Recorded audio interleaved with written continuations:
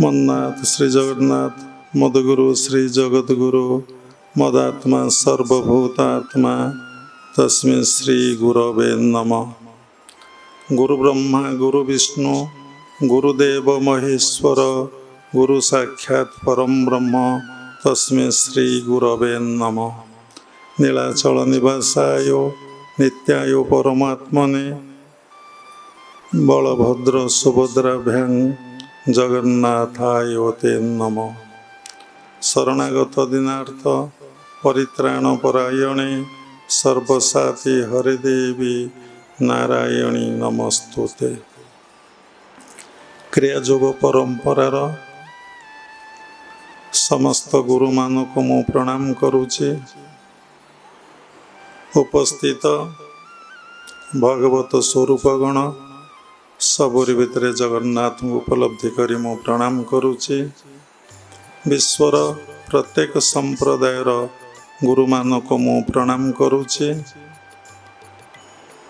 आज मार्च 8 तारिख 2026 मसीहा रविवार। आमी समस्ते जो दुख जंत्रणा कष्ट भोगुचे तार कारण कौन? तार कारण होउचे अनेक। गोटे कारण होउचे मनीषर अहंकार आ अज्ञानतारू से दुख जंत्रणा कष्ट भोगुचे। आ गोटे कारण होउचे मनुष्यर आसक्ति थिबारू जहा प्रति आसक्ति थबारू से दुख जंत्रणा कष्ट भोग करुछि। आ गोटे कारण होउछि मनुष्य निजे निजको बहुत बड़ बोली भावुछि, महान बोली भावुछि, सर्वश्रेष्ठ बोली भावुछि बोले ताको दुख जंत्रणा कष्ट भोगुछि। आ गोटे कारण होउछि मनुष्य कौन करिछि ना विभिन्न प्रकार बंधन रे बांधी पड़िछि। विभिन्न प्रकार बंधन रे बांधी पड़िछि। तेणु ये सबुरी मूल रे गोटे कथा होउछि कहार अहंकार अच्छे, कहार अज्ञानता अच्छे, कहार आसक्ति अच्छे, किए निजको बड़ बोली भावुचे और किए दुख जंत्रणा कष्ट भोग करुछि। देखिबे सबुरी मूल रे एई मनटा ही सबु किछि करुछि। तो मन कौन करिछि ना बंधन रे विभिन्न प्रकार बंधन रे से बांधी पड़िछि एवं विभिन्न अहंकार अज्ञानता भितरे तार मन रहिछि। से निजको जने ज्ञानी बा धनी बा जने मानी बा प्रतिष्ठित बा सर्वश्रेष्ठ व्यक्ति बोली से भावुछि सबुरी मूल रे तार मन। तेणु से केमिति ये समस्त को चिंतारू मुक्ति लाभ करिवो। गोटे छोटिया कथा एवं साधारण कथा, किंतु से अभ्यास करिया को से अवस्था को आसिया को आपण को बहु जन्म चली जाइछि। ए पर्यंत आपण आसी पारि नाहांती। एबे जदि जानिचंती भल भाବରେ ज्ञान लाभ करिचंती, साधना सेतिकी तीव्रतर है नहीं, साधना सेतिकी द्रुततर है नहीं, जहाँ फल आपण से स्थिति लाभ करि पारुना। को स्थिति ये संसार रे जी रुहंतु, गृहस्थ हुंतु, ब्रह्मचारी हुंतु, वानप्रस्थ हुंतु, सन्यास हुंतु, जी हुंतु ना कहीं समस्ते आत्मज्ञानर अधिकारी हेबा दरकार। आपण जेते जहा करंतु ଯେତେ ପୂଜା ପାଠ କରନ୍ତୁ, ଯେତେ ମନ୍ଦିର କରନ୍ତୁ, ଯେତେ ସତ୍ସଙ୍ଗ କରନ୍ତୁ, ଯେତେ ଭଗବତ ଜ୍ଞାନ ଆଲୋଚନା କରନ୍ତୁ, ଯେତେ ବଡ଼ ବକ୍ତା ହୁଅନ୍ତୁ, ଯେତେ ବଡ଼ ପ୍ରବଚକ ହୁଅନ୍ତୁ, ଯଦି ଆପଣ ଆତ୍ମଜ୍ଞାନର ଅଧିକାରୀ ନ ହୋଇଥିବେ, ତାହେଲେ ଆପଣଙ୍କର କୌଣସି ଦୁଃଖ, କୌଣସି ଯନ୍ତ୍ରଣା, କୌଣସି କଷ୍ଟ, କୌଣସି ବନ୍ଧନରୁ ଆପଣ କେବେ ମୁକ୍ତ ହେଇପାରିବେ ନାହିଁ। କୌଣସି ବନ୍ଧନରୁ ଆପଣ ମୁକ୍ତ ହେଇପାରିବେ ନାହିଁ। ତେଣୁ ଯେତେ ଜାଣୁଛନ୍ତି ଆପଣ ଭିତରେ ଆତ୍ମାର ସ୍ଥିତି, ଆତ୍ମା ଅଛି, ଆତ୍ମା ଥିବାରୁ ଆପଣଙ୍କର ଶ୍ୱାସ ପ୍ରଶ୍ୱାସର କ୍ରିୟା ଚାଲୁଛି, ଆଖି ଦେଖୁଛି, କାନ ଶୁଣୁଛି, ପାଟି କଥା କହୁଛି, ଯାହା ମଧ୍ୟ ରସନା ଟେଷ୍ଟ ନେଉଛି, ସବୁ ଇନ୍ଦ୍ରିୟମାନେ 10ଟାକ ଇନ୍ଦ୍ରିୟ ବା ମନ ବା ଶ୍ୱାସ ପ୍ରଶ୍ୱାସ ସବୁ କିଛି ଚାଲୁଛି, ସବୁ କିଛି କ୍ରିୟା ହେଉଛି। ବିନା ଆତ୍ମାରେ ଆପଣ କୌଣସି କ୍ରିୟା ପଜିଟିଭ୍ ଆଣ୍ଡ ନେଗେଟିଭ୍ କିଛି କରିପାରିବେ ନାହିଁ। ସାଧନା କରି କରି ଚାଲିଲେ, କ୍ରିୟା ଅଭ୍ୟାସ କରି କରି ଚାଲିଲେ, ଜପ ଧ୍ୟାନ କରି କରି ଚାଲିଲେ, ଆପଣଙ୍କ ଭିତରେ ଧୀରେ ଧୀରେ ଧୀରେ ଧୀରେ ଆପଣ ପ୍ରକୃତି କବଳରୁ ବା ଇନ୍ଦ୍ରିୟମାନଙ୍କ କବଳରୁ ଆପଣ ମୁକ୍ତି ଲାଭ କରିବେ। ଯଦି ମନ୍ତ୍ରମୂଳ ଗୁରୁର ବାକ୍ୟ ନ କରିଥିବେ, ଯଦି ଆପଣ ପ୍ରକୃତରେ ଜ୍ଞାନ ଲାଭ ନ କରିଥିବେ, ଆଧ୍ୟାତ୍ମିକ ଜଗତର ଜ୍ଞାନ ଲାଭ ନ କରି ଆପଣ ସାଧନା କରୁଥିବେ, ତାହେଲେ ଆପଣଙ୍କର କ'ଣ ହେବ ନା ଆତ୍ମାର ସ୍ଥିତି ବା ଆତ୍ମାକୁ ଉପଲବ୍ଧି ବା ଆତ୍ମାକୁ ଅନୁଭବ ଆପଣ କେବେ କରିପାରିବେ ନାହିଁ। ଯେତେ ବର୍ଷ ସାଧନା କରନ୍ତୁ, ଯେତେ ଧ୍ୟାନ କରନ୍ତୁ, ଯେତେ ଜପ କରନ୍ତୁ, ଯେତେ ଦାନ କରନ୍ତୁ, ଯେତେ ସେବା କରନ୍ତୁ, ସର୍ବପ୍ରଥମେ ଆପଣ ଭିତରେ କ'ଣ ଥିବା ଦରକାର ନା ବୈରାଗ୍ୟଟା ଥିବା ଦରକାର। ଯଦି ଯାହାର ବୈରାଗ୍ୟ ନାହିଁ, ଯାହାର ଆସକ୍ତି ଯାଇନାହିଁ, ସବୁର ଭିତରେ ଆତ୍ମାକୁ ଉପଲବ୍ଧି ଅନୁଭବ କରିପାରୁନାହିଁ, ତାହେଲେ କ'ଣ ହେବ ନା ତା ଭିତରେ କେବେ ଜ୍ଞାନ ଉଦୟ ହେବ ନାହିଁ। କେଉଁ ଜ୍ଞାନ ନା ଭଗବତ ଜ୍ଞାନ, ଯାହାକୁ ଆମେ ଡିଭାଇନ୍ ନଲେଜ କହୁଛେ, ଦିବ୍ୟ ଜ୍ଞାନ ଲାଭ ହେଇପାରିବ ନାହିଁ।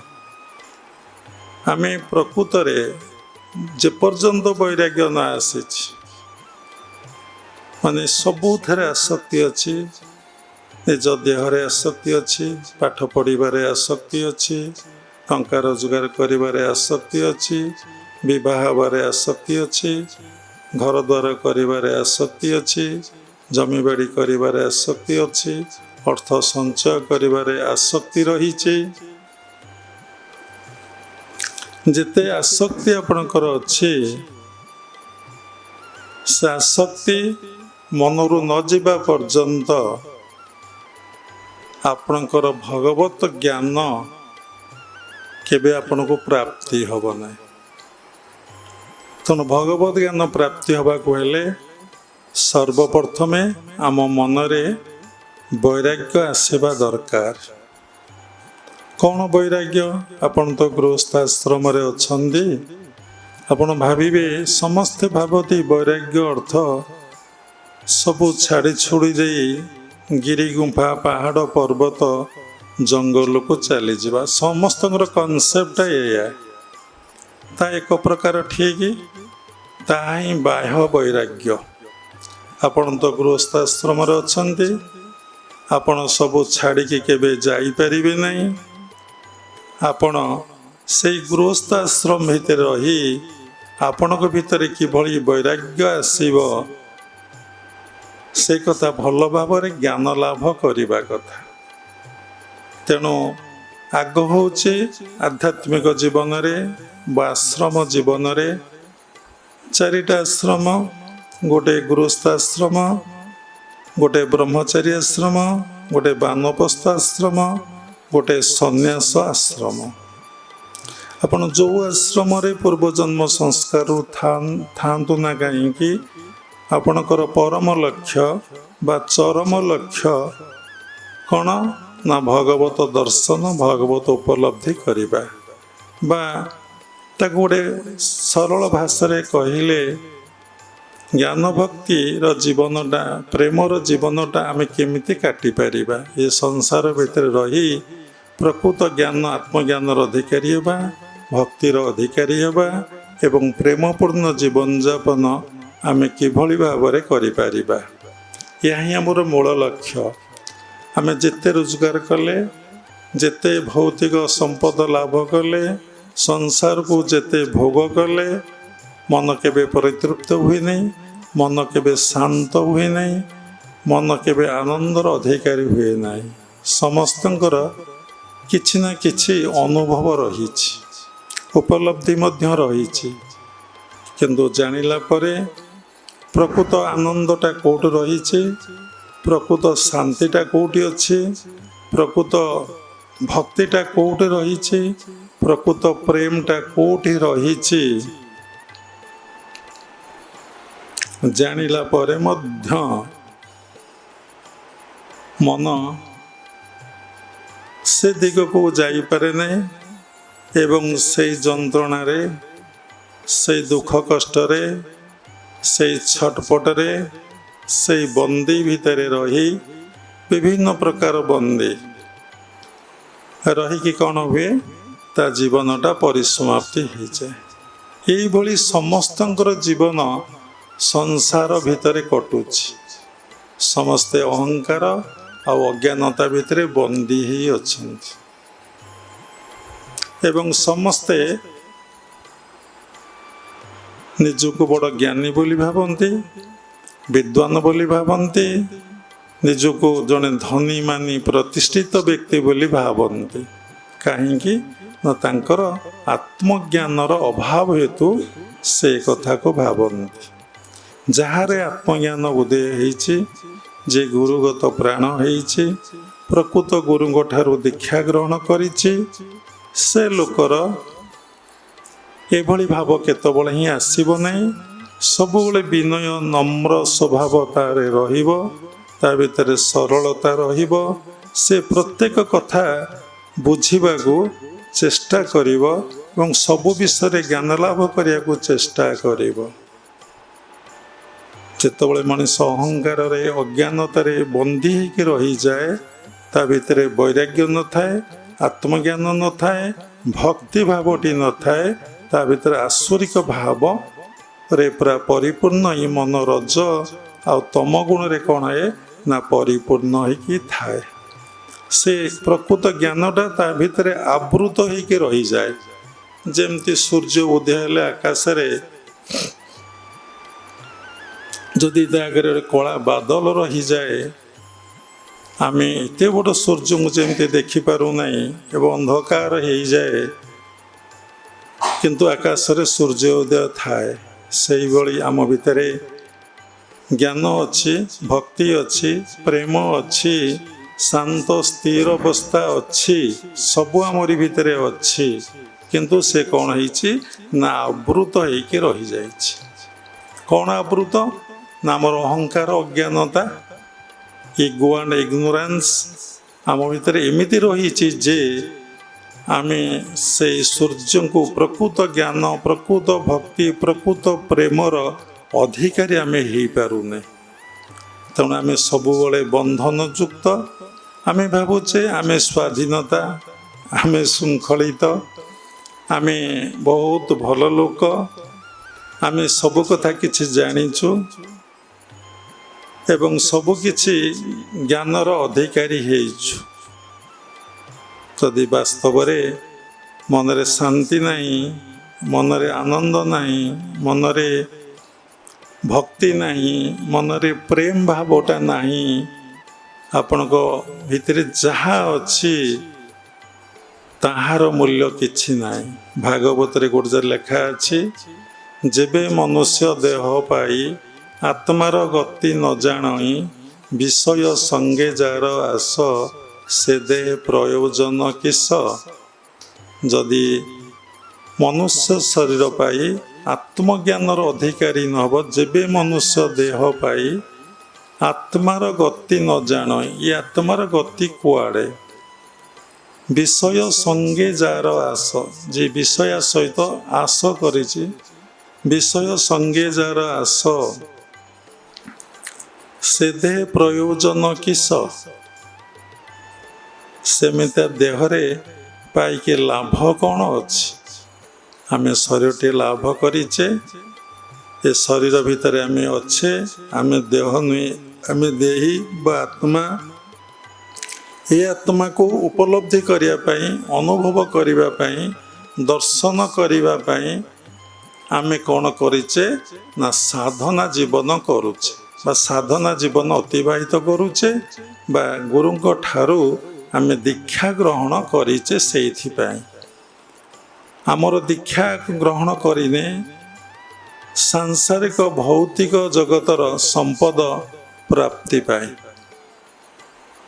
ଯେ ଭଗବାନଙ୍କୁ ସତରେ ଭଲ ପାଏ, ତାଙ୍କ ନିକଟରେ ନିଜକୁ ସମର୍ପଣ କରିଦିଏ, ତାଙ୍କୁ ଭକ୍ତି କରେ ଏବଂ ଶ୍ରଦ୍ଧା କରେ, ନିର୍ଭର କରେ, ସେ ଭଗବାନ ତାକୁ ସବୁ କିଛି ଦେଇ ଦିଅନ୍ତି। ଭୌତିକ ଜଗତର ସମ୍ପଦ ଏବଂ ଆଧ୍ୟାତ୍ମିକ ଜଗତର ଜ୍ଞାନ ତାକୁ ଉଭୟ ପ୍ରାପ୍ତି ହୁଏ। ସେଥିଲାଗି ଗୁରୁଦେବ ଇଂଲିଶରେ କହୁଥିଲେ, meditation will give you everything. ଆପଣ ଧ୍ୟାନ କରନ୍ତୁ, ସବୁ କିଛି ଆପଣ ପାଇବେ।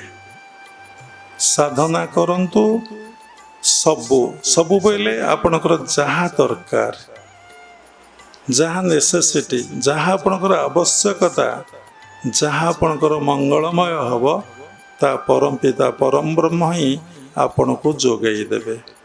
କିନ୍ତୁ ଯେପର୍ଯ୍ୟନ୍ତ ଆମ ଭିତରେ ବୈରାଗ୍ୟ ନ ଆସିଛି, ଜ୍ଞାନ ନ ଆସିଛି, ଭକ୍ତି ନ ଆସିଛି, ଆପଣ ଜାଣିବେ ଆପଣଙ୍କର ଆଧ୍ୟାତ୍ମିକ ଜୀବନ ଯାତ୍ରା କେତେବେଳେ ଆରମ୍ଭ ହେଇନାହିଁ। ଯେମିତି ଲଙ୍ଗରଟେ ପଡ଼ିଛି ବା ଡଙ୍ଗାର ମଙ୍ଗଟା ବନ୍ଧା ହେଇଛି, ଆମେ ଡଙ୍ଗାରେ ବସି ଯେତେ ଆହୁଲା ମାଇଲେ ଡଙ୍ଗା କ'ଣ କେବେ ଯିବ? କେବେ ଯିବ ନାହିଁ। ଦିନ ରାତି 24 ଘଣ୍ଟା, ମାସ ମାସ, ବର୍ଷ ବର୍ଷ ଯଦି ଆପଣ ଲଙ୍ଗର ପକାଇ ଡଙ୍ଗାକୁ ଆହୁଲା ମାରନ୍ତି, ଡଙ୍ଗା କେତେବେଳେ ହିଁ ଯିବ ନାହିଁ।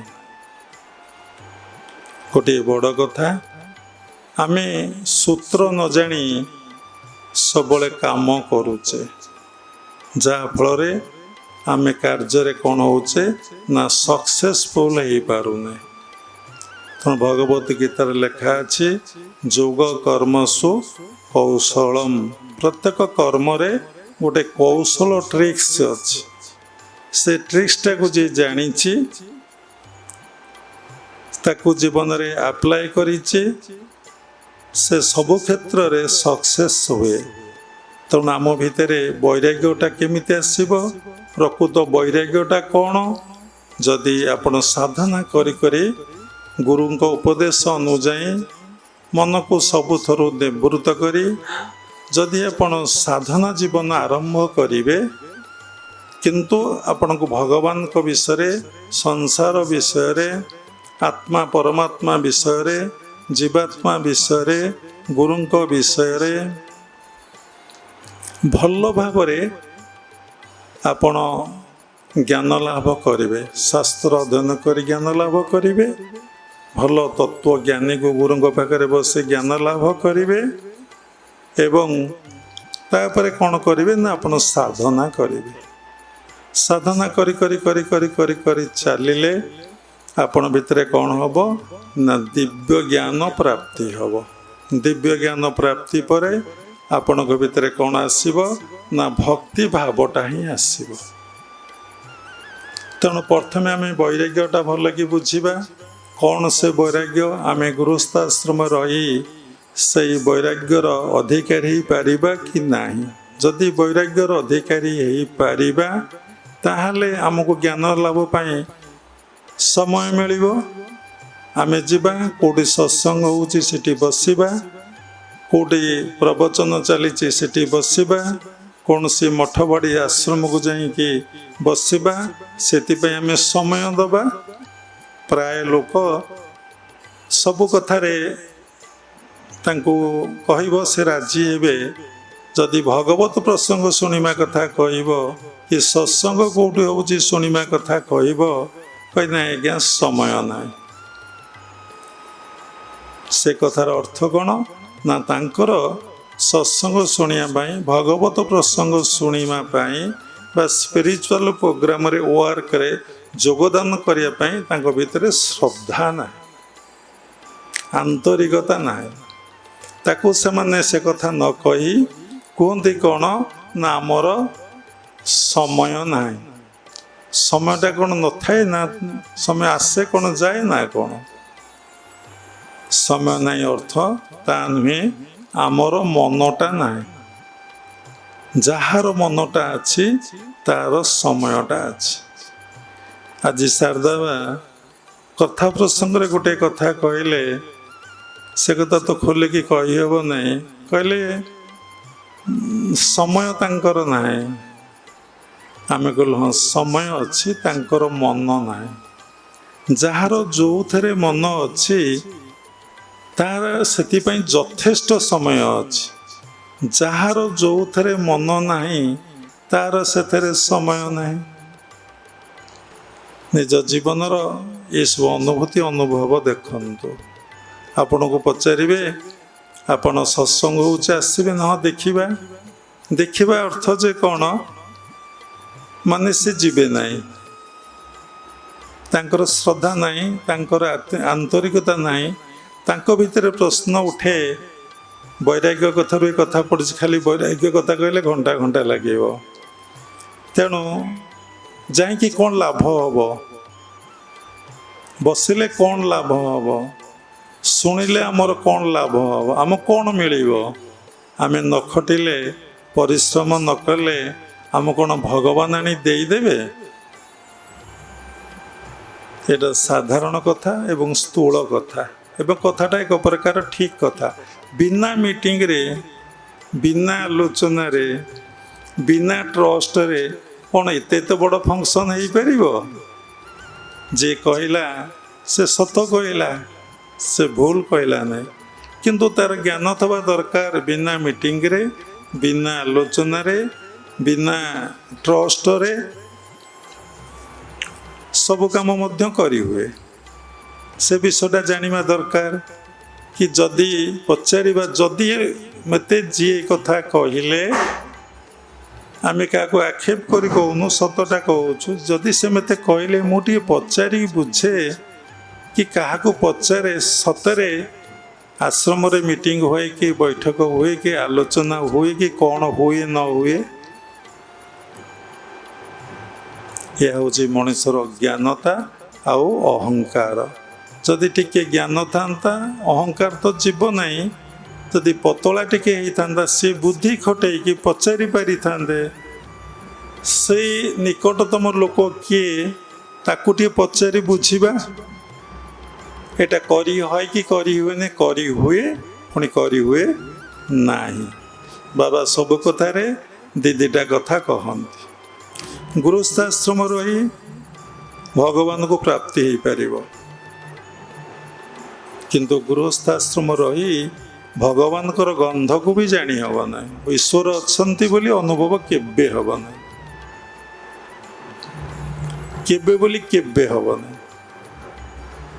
कहीं सबुथरे बाबा कहती हुआई लगातु कारण सेटा भोगर भूमि सेटा त्यागर भूमि नुहे से एनवायरमेंट भोगर एनवायरमेंट सेटा त्यागर वैराग्यर एनवायरमेंट नुहे समस्ते गोटे गुरु को दीक्षित हो पारे नहीं समस्ते गोटे धारारे जीवन निर्वाह करें नहीं समस्ते गोटे कथा गोटे मन गोटे प्राण नहीं सेठी से चली पारे ना कारण सबुतरे पुणी हुई कारण समस्त संस्कार अलग अलग अलग ସମସ୍ତଙ୍କର ବାସନା କାମନା ଅଲଗା ଅଲଗା ଅଲଗା ଅଲଗା।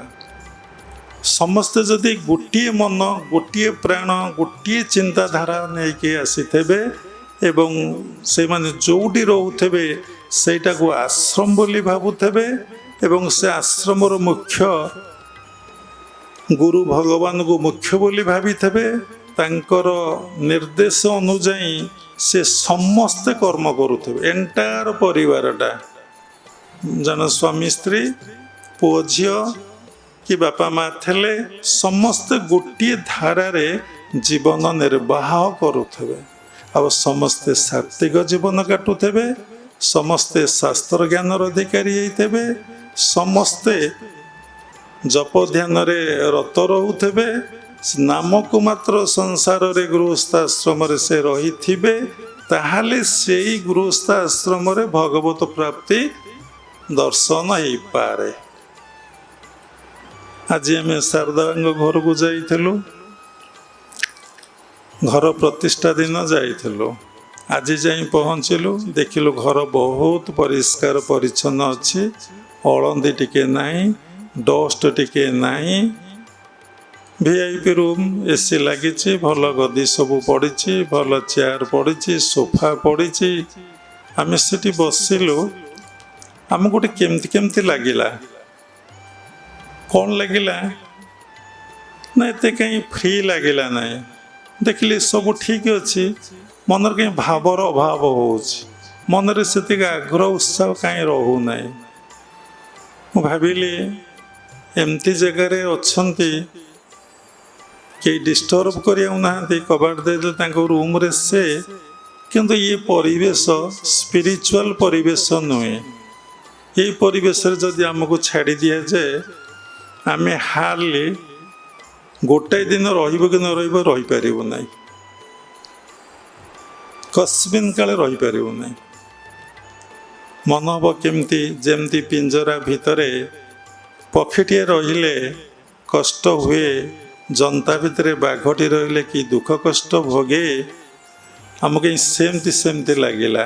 ସବୁ ପରିଷ୍କାର ଅଛି, ସବୁ ଟିପଟପ୍ ରହିଛି, କିନ୍ତୁ ଯେଉଁ ଗନ୍ଧଟି ଆସିବା କଥା, ଯେଉଁ ବାସନାଟା ଆସିବା କଥା, ସେଇଟା ଏତେ ଡିଭାଇନ୍ ଏନର୍ଜି ସେଠି ଫିଲ୍ କରିହେଲା ନାହିଁ। କାରଣ ତା ପଛପଟରେ ରହିଛି ସମସ୍ତେ ସେଇ ଈଶ୍ୱରାଭିମୁଖୀ ହେବା, ସମସ୍ତେ ସାତ୍ତ୍ୱିକ ଖାଦ୍ୟ ଖାଇବା, ସମସ୍ତେ ଗୁରୁଗତ ପ୍ରାଣ ହେବା, ସମସ୍ତେ ବସି ଭଗବାନଙ୍କୁ ସକାଳ ସନ୍ଧ୍ୟା ହେଲେ ଭଜନ କରିବା, ଜପ କରିବା ଏବଂ ତାଙ୍କରି ପିତାର୍ଥେ ଏଇ ଜୀବନଟାକୁ ଉତ୍ସର୍ଗୀକୃତ କରିଦେବା। କାହିଁ ଆମେ ଏପର୍ଯ୍ୟନ୍ତ ଯେତିକି ଜୀବନ କାଳ ଭିତରେ ଆମେ ଯେତିକି ଜାଗା ବୁଲିଛୁ, ଦେଖିଛୁ, କୌଣସି ଗୃହସ୍ଥାଶ୍ରମରେ, ଏକା ଶାରଦାବାଙ୍କ ନୁହେଁ, କୌଣସି ଗୃହସ୍ଥାଶ୍ରମରେ ଏଇ ପରିବେଶଟା ଏପର୍ଯ୍ୟନ୍ତ ନାହିଁ ଏବଂ ତାକୁ ଗୋଟେ ଆଶ୍ରମ ବୋଲି ସେ ଭାବୁନାହାନ୍ତି। ଯାହା ହଉ ତାଙ୍କର ଘର ଦ୍ୱାର କିଛି ପରିଷ୍କାର ପରିଚ୍ଛନ୍ନ ଥିଲା, କୌଣସି ଜାଗାରେ ଅଳନ୍ଦି ନଥିଲା, ଡଷ୍ଟ ନଥିଲା, ସବୁ ସଫା ଥିଲା। ଆମେ ତ ସଡନ୍ ଗଲୁ, ସେ ଜାଣିନଥିଲେ ନା ଆମ ପାଇଁ ସେ ସଜାଡ଼ି ନାହାନ୍ତି। କଲର୍ ବି ଠିକ୍ ଥିଲା, 95% ପରିବେଶ ଭଲ ଥିଲା। କିନ୍ତୁ ସେଇଠି ଗୋଟେ ଆଧ୍ୟାତ୍ମିକତା ଜିନିଷ ଏତେ ଦୂର କିଛି ଅନୁଭବ କରି ହେଉନଥିଲା। କେମିତି ବସିଲେ ଜାଣିବେ, ଆପଣ ଯଦି ଶୁଦ୍ଧ ପବିତ୍ର ମନ ହେଇଥିବ, ଯେକୌଣସି ପରିବେଶକୁ ଗଲେ ଆପଣ ଯଦି ଶାନ୍ତି ଲାଗିଲା, ଆନନ୍ଦ ଲାଗିଲା, ଆପଣ ଥଟଲେସ୍ ଷ୍ଟେଜକୁ ଯିବାକୁ ଆରମ୍ଭ କଲେ ଏବଂ ମାନେ କିଛି ଲାଗୁନି, ବହୁତ ଭଲ ଲାଗୁଛି, ନହେଲେ ଗୋଟେ ଭ୍ୟାକୁମ୍ ଲାଗୁଛି, ଖାଲି ଲାଗୁଛି, ବହୁତ ଶାନ୍ତି ଆସୁଛି ମନରେ। ଦେଖିବେ ସେଠି ଗୋଟେ ଡିଭାଇନ୍ କରେଣ୍ଟ, ଡିଭାଇନ୍ ଏନର୍ଜି କାମ କରୁଛି। ସବୁ ଜାଗାରେ ଡିଭାଇନ୍ କରେଣ୍ଟ ଏନର୍ଜି କାମ କରେ ନାହିଁ। ଦେଖନ୍ତୁ ଗୋଟେ ମନ୍ଦିର, ସେ ମନ୍ଦିରରେ ବହୁ ଲୋକ ଯାଇ ପହଞ୍ଚନ୍ତି। ଗୋଟେ ଛୋଟିଆ ଜାଗା ଭିତରେ କୁଆଡ଼ୁ ଲୋକ, ଲକ୍ଷ ଲୋକ ଆସି ଗ୍ୟାଦରିଂ ହୁଅନ୍ତି। କାରଣ ସେଠି ନିଶ୍ଚିନ୍ତ ଭାବରେ ଗୋଟେ ଆଲୋକ ଜଳୁଛି, ନିଶ୍ଚିନ୍ତ ଭାବରେ ସେଠି ଗୋଟେ ଡିଭାଇନ୍ ଏନର୍ଜି ବା ଉର୍ଜାଟେ କାମ କରୁଛି।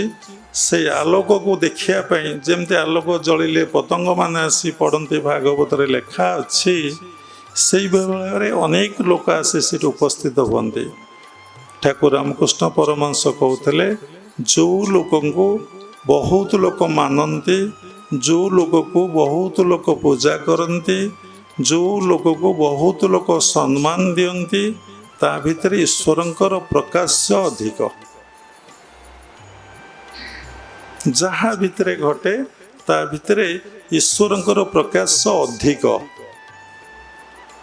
ଭଗବାନ ଏତେ ବଡ଼ ସୃଷ୍ଟି କଲେ, ବୈରାଗ୍ୟ କଥା ରହିଛି, ଏତେ ବଡ଼ ସୃଷ୍ଟି କଲେ, ଏତେ ବଡ଼ ସୃଷ୍ଟିରେ ମାନେ କେତେ ଯେ ପ୍ରାଣୀ ଜଗତ ଜୀବଜଗତ ସୃଷ୍ଟି ହେଇଛନ୍ତି ତାର ହିସାବ ମଧ୍ୟ କରିହେବ ନାହିଁ। କିନ୍ତୁ ଦେଖିଲେ ସେ ସେଥିରେ ତୃପ୍ତ ହେଲେ ନାହିଁ କି ଶାନ୍ତି ପାଇଲେ ନାହିଁ। ସେ କହିଲେ ମୋ ଭଳିଆ ଗୋଟେ ଜୀବ ସୃଷ୍ଟି କରିବି। ଶାସ୍ତ୍ର ଲେଖା ଅଛି, ସର୍ବଶେଷରେ ସେ ମନୁଷ୍ୟକୁ ସୃଷ୍ଟି କଲେ ଏବଂ ମନୁଷ୍ୟକୁ ବୁଦ୍ଧି ବିବେକ ଜ୍ଞାନ ଦେଲେ। ସମସ୍ତଙ୍କର ମନଟିଏ ଅଛି, ମନକୁ କିନ୍ତୁ ମନୁଷ୍ୟକୁ ଅଲଗା ଜିନିଷ ଦେଲେ, ବୁଦ୍ଧି ଦେଲେ, ବିବେକ ଦେଲେ ଏବଂ ଜ୍ଞାନ ଦେଲେ। ତୁ ନିଜକୁ ଚିହ୍ନି ପାରିବୁ, ନିଜକୁ ଜାଣିପାରିବୁ, ନିଜକୁ ଅନୁଭବ କରିପାରିବୁ, ତୁ କିଏ ମୁଁ କିଏ ଏବଂ ତୋର ମୋର ସମ୍ପର୍କ କ'ଣ, ତୁ କ'ଣ ପାଇଁ ଧରାପୃଷ୍ଠକୁ ଆସୁଛୁ ଏବଂ ଯାଉଛୁ, ଆଉ ମୁଁ କିଏ, ଏ ସୃଷ୍ଟିର ସ୍ରଷ୍ଟା କିଏ, ତାଙ୍କ ସହିତ ଆମର ସମ୍ବନ୍ଧ କ'ଣ, ରିଲେସନ୍ କ'ଣ।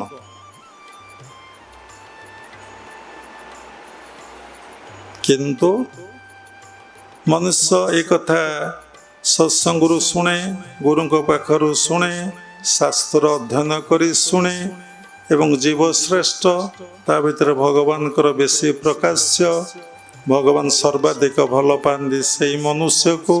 ଦେଖୁନାହାନ୍ତି, ପଶୁପକ୍ଷୀ ଜଗତର କୌଣସି ପରିବର୍ତ୍ତନ ଭଗବାନ କରୁନାହାନ୍ତି। 100 ବର୍ଷ ପୂର୍ବେ, 200 ବର୍ଷ ପୂର୍ବେ ପଶୁଟା ଯେମିତି ଥିଲା ସେମିତି ଅଛି, ଯେମିତି ଖାଉଥିଲା ସେମିତି ଖାଉଛି, ଯେମିତି ଲଙ୍ଗଳା ଥିଲା ସେମିତି ଲଙ୍ଗଳା ରହିଛି, ଯେମିତି ବଣ ଜଙ୍ଗଲରେ ବୁଲୁଥିଲା ସେମିତି ବଣ ଜଙ୍ଗଲରେ ବୁଲୁଛି, ଯେମିତି ଖରା କୁହୁରି କାକର ବର୍ଷାକୁ ସହୁଥିଲା, ଶୀତକୁ ସହୁଥିଲା, ସେମିତି ସେ ସହୁଛି। ଯେମିତି ତା ପିଲା ଛୁଆର ପରିବର୍ତ୍ତନ କିଛି ନାହିଁ। ଆମର ଯେମିତି ଛୁଆଟେ ମା ପେଟରେ ରହିବା ଦିନଠାରୁ ଡକ୍ଟର ଟ୍ରିଟମେଣ୍ଟ ଆରମ୍ଭ ହେଇଯିବ ଯେ ପିଲା ମରିବା ପର୍ଯ୍ୟନ୍ତ। ଗୋଟେ ବାଘ, ହାତୀ କି ସିଂହ, ତାଙ୍କର ଯଦି କଂସୀ ପରଠାରୁ କେବେ ଡକ୍ଟର ଦେଖା ହେଉଛି କି? ମାନେ କହିବାର ଅର୍ଥ ଭଗବାନ ମନୁଷ୍ୟକୁ କେତେ ଭଲ ପାଆନ୍ତି, ତାଙ୍କ ପାଇଁ ସେ କେତେ ପ୍ରକାର ଉଦ୍ଭାବନ ଏବଂ ଆବିଷ୍କାର କରିଛନ୍ତି। କେଉଁ ମଣିଷ କ'ଣ କରିପାରିବେ ଭଗବାନ ନ ଚାହିଁଲେ, ତା ଭିତରେ ପ୍ରକାଶ ନହେଲେ? ଆମର ବୁଦ୍ଧିଟା ତାଙ୍କର ବୁଦ୍ଧି, ଆମର ଜ୍ଞାନଟା ତାଙ୍କର ଜ୍ଞାନ, ଆମ ଚିନ୍ତା ହିଁ ତାଙ୍କର ଚିନ୍ତା। ନୋ ଗଡ୍ ନୋ ୱାର୍କ, ଈଶ୍ୱର ନାହାନ୍ତି ତ କିଛି ନାହିଁ। କିନ୍ତୁ ପ୍ରତ୍ୟେକଟି ମୁହୂର୍ତ୍ତରେ ଆମର ଅନୁଭବ ହେଉଛି ମୁଁ ସବୁ କଲି, ଆଉ ମନୁଷ୍ୟ ଏଇଟା ସୃଷ୍ଟି କଲା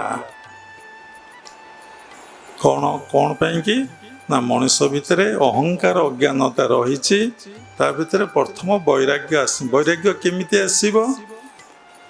ନା ବିତରାଗ ଇତି ବୈରାଗ୍ୟ, ତା ରାଗ ବୋଲେ ଆସକ୍ତି, ତାର ଏ ସଂସାରରେ କାହା ପ୍ରତି ଆଉ ଆସକ୍ତି ସେ ରଖିବ ନାହିଁ। ସେଟା କୋଉଠୁ ଶିଖିବ? ନା ସତ୍ସଙ୍ଗରୁ ଶିଖିବ, ଗୁରୁଙ୍କ ପାଖରୁ ଶିଖିବ, ଶାସ୍ତ୍ର ଅଧ୍ୟୟନ କରି ଶିଖିବ।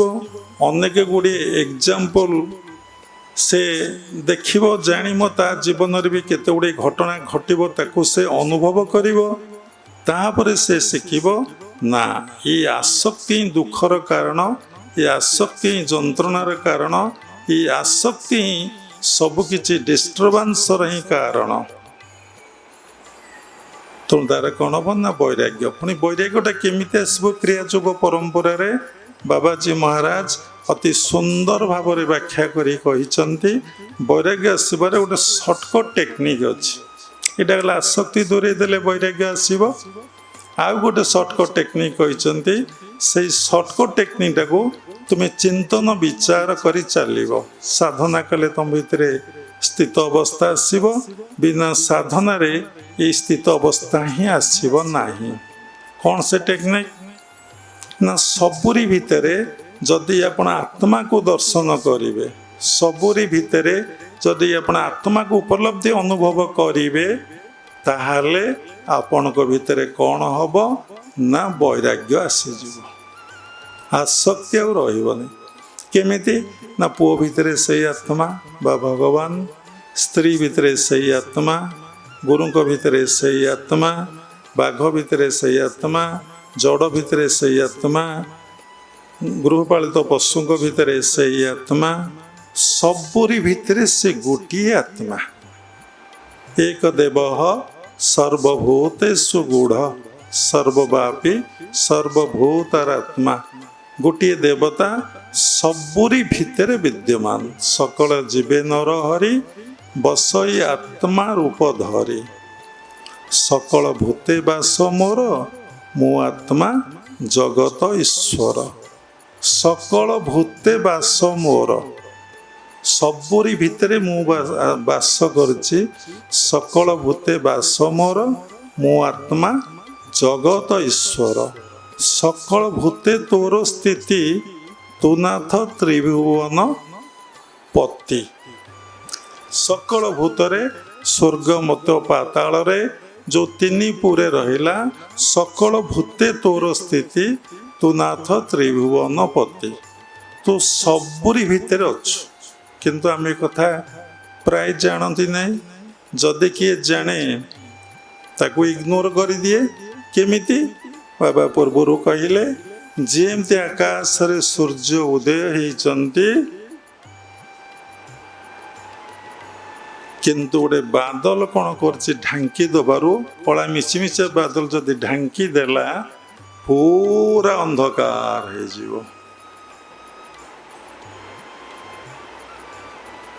ସେଇଭଳି ଅଜ୍ଞାନ ରୂପକ ବାଦଲ ଯଦି ଆମ ମନ ଭିତରେ ଅଛି, ତାହେଲେ ଆମେ ଆତ୍ମଜ୍ଞାନର ଅଧିକାରୀ ହେଇପାରିବା ନାହିଁ। ସେ ଭଗବାନଙ୍କୁ ଦର୍ଶନ କରିପାରିବା ନାହିଁ, ଅନୁଭବ କରିପାରିବା ନାହିଁ। ଆମେ କ'ଣ ବା ପଶୁ ଭଳିଆ ଯେମିତି ମନ ସେମିତି କଥା କହି ପକାଇବା। ଜଣେ ଡିସାଇପୁଲ ଆଜି ମଧ୍ୟାହ୍ନରେ କହିଲେ, ଏ ବାବାଜୀଟେ ନା ଏଇଟା ରାକ୍ଷସଟେ। ଆଜି ମଧ୍ୟାହ୍ନର କଥା। ଆଜି ଦିନ ସାରା ବାବାଙ୍କୁ ଖାଲି ସୋଦା ମିଳୁଛି। ବାବାଜୀଟେ ନା ଏଇଟା କ'ଣଟା? ବା କ'ଣ ଖାଇ ପକାଉଛି, ଖାଲି ଖାଇ ପକାଉଛି। ସତରେ ଯେମିତି ସେ ବାବାଜୀଙ୍କୁ ଖାଇବାକୁ ଦଉଛି। ସେ ଦେଖିଲା କ'ଣ? ନା ମୁଁ ଏତେ କମ୍ ଖାଉଛି, ଇଏ ବାବାଜୀଟି କ'ଣ ଅଧିକା ଖାଇଲା। ସେ ପୁଣି ଦୀକ୍ଷିତ ଡିସାଇପଲ, ଦୁଇ ଜଣ କଥାବାର୍ତ୍ତା ହେଲେ, ଏତେ କ'ଣ ବାବାଜୀ ଖାଇଗଲା ଆଜି। ଭଗବାନଙ୍କର ଇଚ୍ଛା, ବୋଲେ ଆରେ କାଳିଆ ଠାକୁରଙ୍କ ପାଖରେ ସେ ପରମାତ୍ମା ପରମ ବ୍ରହ୍ମ ଏତେ ଭୋଗ ଲାଗୁଛି, ପ୍ରଭୁ ଏତେ ଭୋଗ ଖାଉଛନ୍ତି, ହେଲେ ଠାକୁରଟାକୁ କେତେ ଭୋଗ ହେଉଛି? ପିଠା, ପୁରୀ, ଅଲାମ୍ବୁ, କ'ଣ କାକେରା, କେତେ ଭୋଗ ହେଉଛି, କେତେ ପ୍ରକାର ଅନ୍ନ, କେତେ ପ୍ରକାର ଡାଲମା, ସବୁ ତାଙ୍କ ପାଖରେ ଭୋଗ ଲାଗୁଛି। ଦିନକୁ 6 ଥର ଭୋଗ ଲାଗିବ। 6 ଥର ପ୍ରଭୁ ବେଶ ହେବେ, 6 ଥର ମଇଲମ ହେବେ, 6 ଥର ସିନ୍ଦୁର ଚନ୍ଦନ ପ୍ରଭୁଙ୍କର ଲାଗି ହେବ। ପ୍ରଭୁଙ୍କର କେତେ ସୁନ୍ଦର ବ୍ୟବସ୍ଥା। ପ୍ରଭୁ ତାହେଲେ ତ ସେ ପ୍ରଭୁ ନୁହନ୍ତି? ତାଙ୍କ ପାଖରେ କାହିଁ ଏତେ ଭୋଗ ଲାଗୁଛି? ପୁଣି ଆମେ କ'ଣ ଖାଇଲୁ ଯେ ଆମ ପାଖରେ ବସେ ଡିସାଇପୁଲ ମାନେ ଖାଉଥିଲେ, 2 ଜଣ ଡିସାଇପୁଲ କଥାବାର୍ତ୍ତା ଉଠି ଚାଲିଗଲେ। ନା ଇଏ ବାବାଜୀଙ୍କ ପାଖରେ, ଏ ଗୁରୁଙ୍କ ପାଖରେ ରହିବା ଦରକାର ନାହିଁ। ଏତେ ପ୍ରସାଦ ସେ ଖାଇଗଲା ଆଜି। ଆମେ ପ୍ରାୟ 2ଟା ରୁଟି ଖାଇଛୁ, ଟିକେ ଲସି ପିଇଛୁ, ଆଉ ଟିକେ ଟିକେ ସବୁଥିରୁ ଖାଇଛୁ। କାହିଁକି ସେ କମ୍ପେୟାର କଲେ? ନା ଆମେ ତ କମ୍ ଖାଇଲୁ, ସେ କାହିଁ ଏତେ ଖାଇଲେ। ଠିକ ଅଛି, ଏସବୁ ସମୀକ୍ଷା କରିବା ପାଇଁ ତୁମେ ଆସିନ। ତୁମେ ଅନୁସରଣ କରିବାକୁ ଆସିଛ ନା ଅନୁକରଣ କରିବାକୁ ଆସିଛ? ବାବା ତୁମକୁ ଯେଉଁ ଉପଦେଶ ଦେଉଛନ୍ତି, ତାହା ତୁମେ ପାଳନ କରିବାକୁ ଆସିଛ ନା ବାବା କ'ଣ କରୁଛନ୍ତି ତୁମେ ଦେଖିବାକୁ ଆସିଛ? ଠିକ ଅଛି, ତୁମେ ଯଦି ଜ୍ଞାନୀ, ତୁମେ ଯଦି ମହାନ, ତମର ଯଦି ଏତେ ସଂଯମ ଜୀବନଯାପନ ହେଇଯାଇଛି, ଠିକ୍ ଅଛି, ଆମେ ସ୍ୱାଗତ କରୁଛୁ। ତୁମେ ତମ ରାସ୍ତାରେ ଯାଅ। ଯେତେ ଖାଇବା ପେଟୁ ସାଧୁଙ୍କ ପାଖକୁ ଆସିବାର କ'ଣ ଆବଶ୍ୟକତା? ତେବେ ଖୁସି ହେବା କଥା, ଆନନ୍ଦ ହେବା କଥା। ଯାହା ହଉ ମୋ ଗୁରୁଦେବ ଏତିକି ପ୍ରସାଦ ପାଉଛନ୍ତି, ଆମେ ଯୋଗେଇ ଦେବା କଥା ଟିକେ, ଏବଂ କହିବା କଥା ଆଉ ଟିକେ ପ୍ରସାଦ ଖାଆନ୍ତୁ। ଏସବୁ ହେଉଛି ମଣିଷର ଅହଙ୍କାର, ମଣିଷର ଅଜ୍ଞାନତା। ତେଣୁ ଯଦି କ୍ରିୟା ଯୋଗ କହୁଛି, ସବୁରି ଭିତରେ ଯଦି ଆପଣ ଜଣକୁ ଦେଖିବେ, କାହାକୁ ନା ସେ ଆତ୍ମାକୁ ଦର୍ଶନ କରିବେ, ତାହେଲେ ଆପଣଙ୍କର କ'ଣ ହେବ ନା ସାମ୍ୟ, ମୈତ୍ରୀ, କରୁଣା, ବିନୟ, ପ୍ରେମ, ସମସ୍ତ ଡିଭାଇନ୍ କ୍ୱାଲିଟିଜ୍ ଆପଣ ଭିତରେ ଆସିଯିବ। ତେଣୁ ଆପଣ ଭିତରେ ବୈରାଗ୍ୟ ଆସିବ। କେତେ ସହଜ ଫର୍ମୁଲାଟେ ବାବାଜୀ ମହାରାଜ ବତେଇଛନ୍ତି। ଆପଣ କିଛି କାହାକୁ କହିପାରିବେ ନାହିଁ। ଦେଖିବେ ସବୁରି ଭିତରେ ଗୋଟିଏ ଶକ୍ତି ହିଁ କାମ କରୁଛି। ଯଦି ଆପଣ ଭିତରେ ଏଇ ଫର୍ମୁଲାଟାକୁ ପ୍ରୟୋଗ କରିବେ, ଭାଗବତର ଗୋଟେ ପଦ ମନେ ପଡ଼େ, ତୁ ଯେବେ ଏକ ଭାବେ ଭାବୁ ଏ ଘୋର ସଂସାରୁ ତରିବୁ। ତୋର ଭାବନା ଯଦି ଏକ ହେବ, କ'ଣ ଏକ ହେବ ନା ସବୁ ହିଁ ଜଣେ ସବୁ କରୁଛି ଏବଂ କରାଉଛି। ଦୁଇ କେହି ନାହାନ୍ତି। ସେଇ କହିଲା, ସେଇ ଖାଇଲା, ସେଇ ବି ଶୁଣିଲା, ସବୁଥିରେ ଆନନ୍ଦ ହେବାର ଅଛି। କିନ୍ତୁ ବଡ଼ ଆଶ୍ଚର୍ଯ୍ୟ ଲାଗେ ଆମ ସାଧନା ଜୀବନରେ, ସେଇଟା ଆମର ପୂର୍ବଜନ୍ମର ସେତିକି ସୁସଂସ୍କାର ନାହିଁ। ପ୍ରାୟ ଡିସାଇପଲ୍ ମାନେ ଏମିତି କଥା କେମିତି ଗୁରୁମାନଙ୍କୁ କହିପାରନ୍ତି ଗୁରୁଙ୍କ ସମ୍ମୁଖରେ? ଆମେ ଯଦି ଥରେ କେବେ ଗୁରୁଙ୍କ ସମ୍ମୁଖରେ ଏମିତି କଥା କହିନୁ କି ମନରେ କେବେ ଚିନ୍ତା କରିନୁ, ଭାବିନୁ, ଆମର ସବୁବେଳେ ଭୟ ଥାଏ ଆମକୁ ବିନା ଗୁରୁରେ ଏ ଜୀବନ ନଷ୍ଟ ହେଇଯିବ, ଏ ଜୀବନ ଦୁର୍ବିଷ ହେଇପଡ଼ିବ। ବିନା ଗୁରୁରେ ଏ ଜୀବନଯାତ୍ରା କରିହେବ ନାହିଁ। ସବୁ କ୍ଷେତ୍ରରେ ଗୁରୁଙ୍କର ଆବଶ୍ୟକତା ହିଁ ଅଛି। ଆଉ ଗୁରୁଙ୍କ କଥାକୁ ଯେ ମନ୍ତ୍ରମୂଳନ କରିଛି, ତା ଜୀବନଯାତ୍ରା ସଫଳ ହେବ, ତା ଜୀବନଯାତ୍ରା ପରିପୂର୍ଣ୍ଣ ହେବ, ତା ଜୀବନଯାତ୍ରା ପ୍ରେମମୟ ହେବ ଏବଂ ମଙ୍ଗଳମୟ ମଧୁମୟ ହିଁ ତା ଜୀବନଯାତ୍ରାଟା ହେବ। ଆମେ ଏଇ ଭୟରେ ଯଦି କିଛି ଆମେ ଗୁରୁଙ୍କୁ କହିଦେଲୁ କି ଗୁରୁଙ୍କର କାଳେ ଖରାପ ଦୃଷ୍ଟି ଆମ ଉପରେ ରହିଲା, ସିଏ ତାଙ୍କ ମନରେ ଆମେ ଯଦି ସ୍ନାନ ନ ପାଇପାରିଲୁ, ତାହେଲେ କ'ଣ ହେବ ନା ଆମ ଜୀବନଟା ଅସଫଳ ହେଇଯିବ, ସଫଳ ହେଇପାରିବ ନାହିଁ। ସେଥିଲାଗି ଏତେ ଭୟ ଆମମାନଙ୍କ ଭିତରେ ଆଜି ପର୍ଯ୍ୟନ୍ତ ବି ଅଛି। ଗୁରୁ ଦେହ ଛାଡ଼ିଲା ପରେ ସ୍ଥୂଳ ଶରୀର ସୂକ୍ଷ୍ମରେ ସେ ଅଛନ୍ତି। ଗୁରୁ ସତାର କେତେବେଳେ ବିନାଶ ହୁଏ ନାହିଁ। God is guru, guru is God. ଏବଂ ସବୁବେଳେ ସେ ଆମ ଭିତରେ ଅଛନ୍ତି ଆତ୍ମା ରୂପରେ, ସବୁ କରୁଛନ୍ତି, କରାଉଛନ୍ତି ଆତ୍ମା ରୂପେ। ସର୍ବଘଟେ ଲୀଳା କରୁଛ ଜଗତେ, ଜୟ ଗୁରୁଦେବ ପରମ ବ୍ରହ୍ମ ଠାକୁର। ତେଣୁ ସେଇ ଭୟଟା ରହିଛି ଏବଂ ଭୟରୁ ଭକ୍ତି ଜାତ ହୁଏ, ଭୟରୁ ମଧ୍ୟ ଭାବ ଜାତ ହୁଏ। ତେଣୁ ଆମେ ଏମିତି କଥା କେବେ ଚିନ୍ତା କରିନୁ କି ଚିନ୍ତା କରିପାରିବୁ ନାହିଁ। ଯେଉଁମାନେ ଏମିତି କଥା କହିପାରୁଛନ୍ତି, ଏଇ ଟାଇପ୍ର କଥା କହିପାରୁଛନ୍ତି, ସେମାନଙ୍କର ଜୀବନଯାତ୍ରା କେବେ ସଫଳ ହେବ ନାହିଁ। ଶାସ୍ତ୍ର କହୁଛି, ବାବା ଏକଥା କହୁନାହାନ୍ତି। ଜୀବନ କେବେ ସଫଳମୟ ହେବ ନାହିଁ, ଜୀବନ କେବେ ଆନନ୍ଦ ପ୍ରେମମୟ ହେବ ନାହିଁ। ଯେ ଗୁରୁଙ୍କୁ ଦେଖି କ୍ରିଟିସାଇଜ୍ କମେଣ୍ଟ କରିପାରୁଛନ୍ତି, ସେ ଅଲଗା ଲୋକକୁ କେତେ ଦୂର କ୍ରିଟିସାଇଜ୍ କମେଣ୍ଟ ନ କରିପାରିବେ? ପୁଣି ଗୁରୁଙ୍କ ପ୍ରସାଦ ଖାଇ, ଗୁରୁଙ୍କ ପାଖରେ ବସି, ଗୁରୁଙ୍କୁ ଏ କଥା ଯିଏ କହିପାରୁଛି, ପାଗଳାମୀ ବ୍ୟତୀତ କିଛି ନୁହେଁ। ସବୁ ସେଇ ଭଗବାନଙ୍କର ଇଚ୍ଛା, ଜଗନ୍ନାଥଙ୍କର ଇଚ୍ଛା। ସେ ଗୋଟିଏ ବୋଧରେ ରହିବାକୁ ପଡ଼ିବ, ସବୁ ତୁମେ, ସବୁ ତୁମେ, ସବୁ ତୁମେ। ତାହେଲେ ଆନନ୍ଦ ଏବଂ ପ୍ରେମ। ତେଣୁ କ୍ରିୟାଯୋଗ ପରମ୍ପରାରେ ଗୋଟିଏ କଥାକୁ ଯଦି ଆପଣ ଶିଖିବେ, ସବୁ ତୁମେ, ସବୁ ତୁମେ, ସବୁ ତୁମେ, ସବୁ ତୁମେ, ସବୁ ତୁମେ, ତାହେଲେ ଆପଣଙ୍କ ଭିତରେ କ'ଣ ହେବ ନା ବୈରାଗ୍ୟ ଆସିଯିବ।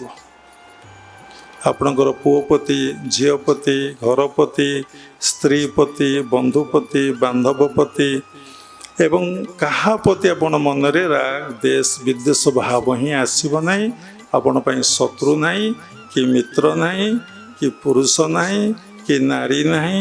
ଆପଣ ପାଇଁ ସବୁ ସେଇ ଶତ୍ରୁ ନାହିଁ କି ମିତ୍ର ବି ନାହିଁ, ସବୁର ଊର୍ଦ୍ଧ୍ୱରେ ସେ ଜଣେ ରହି ସବୁ କାମ କିଛି କରାଉଛି ଆମମାନଙ୍କର ମଙ୍ଗଳ ପାଇଁ ଏବଂ କଲ୍ୟାଣ ପାଇଁ।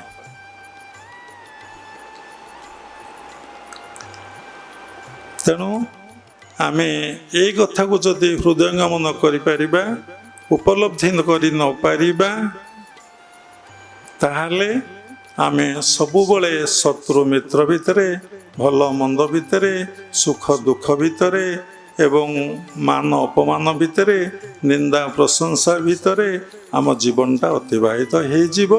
ଆମେ ବୈରାଗ୍ୟ ଏ ଜନ୍ମରେ ଆସିବ ନାହିଁ। ଯେତେ ସତ୍ସଙ୍ଗକୁ ଯାଅ, ଯେତେ ଗେରୁଆ ପିନ୍ଧ, ଧଳା ପିନ୍ଧ, ଯେତେ ଗୃହସ୍ଥାଶ୍ରମ ରୁହ କି ବ୍ରହ୍ମଚାରୀ ବାନପ୍ରସ୍ଥ ଆଶ୍ରମକୁ ଯାଅ, ଆପଣଙ୍କର କ'ଣ ହେବ ନା ଆତ୍ମବୋଧ ଅବସ୍ଥା ଆସିବ ନାହିଁ। ସେଥିଲାଗି ଆମ ଭିତରେ ଫାଷ୍ଟ ହେଉଛି ବୈରାଗ୍ୟ। ଏବଂ ପତଞ୍ଜଳି ଯେଉଁ ଯୋଗସୂତ୍ର ଲେଖିଛନ୍ତି, ଯୋଗର 8ଟା ଅଙ୍ଗକୁ ସୁନ୍ଦର ଭାବରେ ବ୍ୟାଖ୍ୟା କରିଛନ୍ତି। କ'ଣ ନା ଯମ, ନିୟମ, ଆସନ, ପ୍ରାଣାୟାମ, ପ୍ରତ୍ୟାହାର, ଧାରଣା, ଧ୍ୟାନ, ସମାଧି। ତେଣୁ ଗୁରୁଦେବ କହିଲେ 8ଟା ଅଙ୍ଗ, କିନ୍ତୁ କ୍ରିୟାଯୋଗ ନିର୍ଭର କରେ, କ୍ରିୟାଯୋଗ ପ୍ରତିଷ୍ଠିତ ହୋଇଛି 4ଟା ଉପରେ। କ'ଣ ନା ପ୍ରତ୍ୟାହାର, ଧାରଣା, ଧ୍ୟାନ। ପ୍ରତ୍ୟାହାର, ଧାରଣା, ଧ୍ୟାନ, ସମାଧି, 4ଟା ଉପରେ। ତେଣୁ ଜୀବନରେ ଯେଉଁମାନେ ଭଗବତ ଦର୍ଶନ ଉପଲବ୍ଧି କରିବାକୁ ଚାହାନ୍ତି ବା ନିଜକୁ ଚିହ୍ନିବାକୁ ଜାଣିବାକୁ ଚାହାନ୍ତି, ନିଜର ସ୍ୱରୂପରେ ପ୍ରତିଷ୍ଠା ଲାଭ କରିବାକୁ ଚାହାନ୍ତି, ସେମାନଙ୍କ ଜୀବନ ପ୍ରଥମେ ଆରମ୍ଭ ହେବ କେଉଁଠାରୁ ନା ପ୍ରତ୍ୟାହାର ଠାରୁ। ପ୍ରତ୍ୟାହାର ଅର୍ଥ ସବୁଥିରୁ ମନକୁ ନିବୃତ୍ତ କରିବା। କେମିତି ସବୁଥିରୁ ମନଟାକୁ ନିବୃତ୍ତ କ'ଣ କରିପାରିବେ? କେବେ କରିପାରିବେ ନାହିଁ। ଗୋଟେ ଜାଗାରେ ଆଉ ଗୋଟେ ଜିନିଷକୁ ଥୋଇବାକୁ ପଡ଼ିବ କି ସେଇ ଜିନିଷଟାକୁ ଶୁଦ୍ଧ ପବିତ୍ର କରିବାକୁ ପଡ଼ିବ। ପ୍ରତ୍ୟାହାର କରିବାଟା ଏତେ ସହଜ ନୁହେଁ।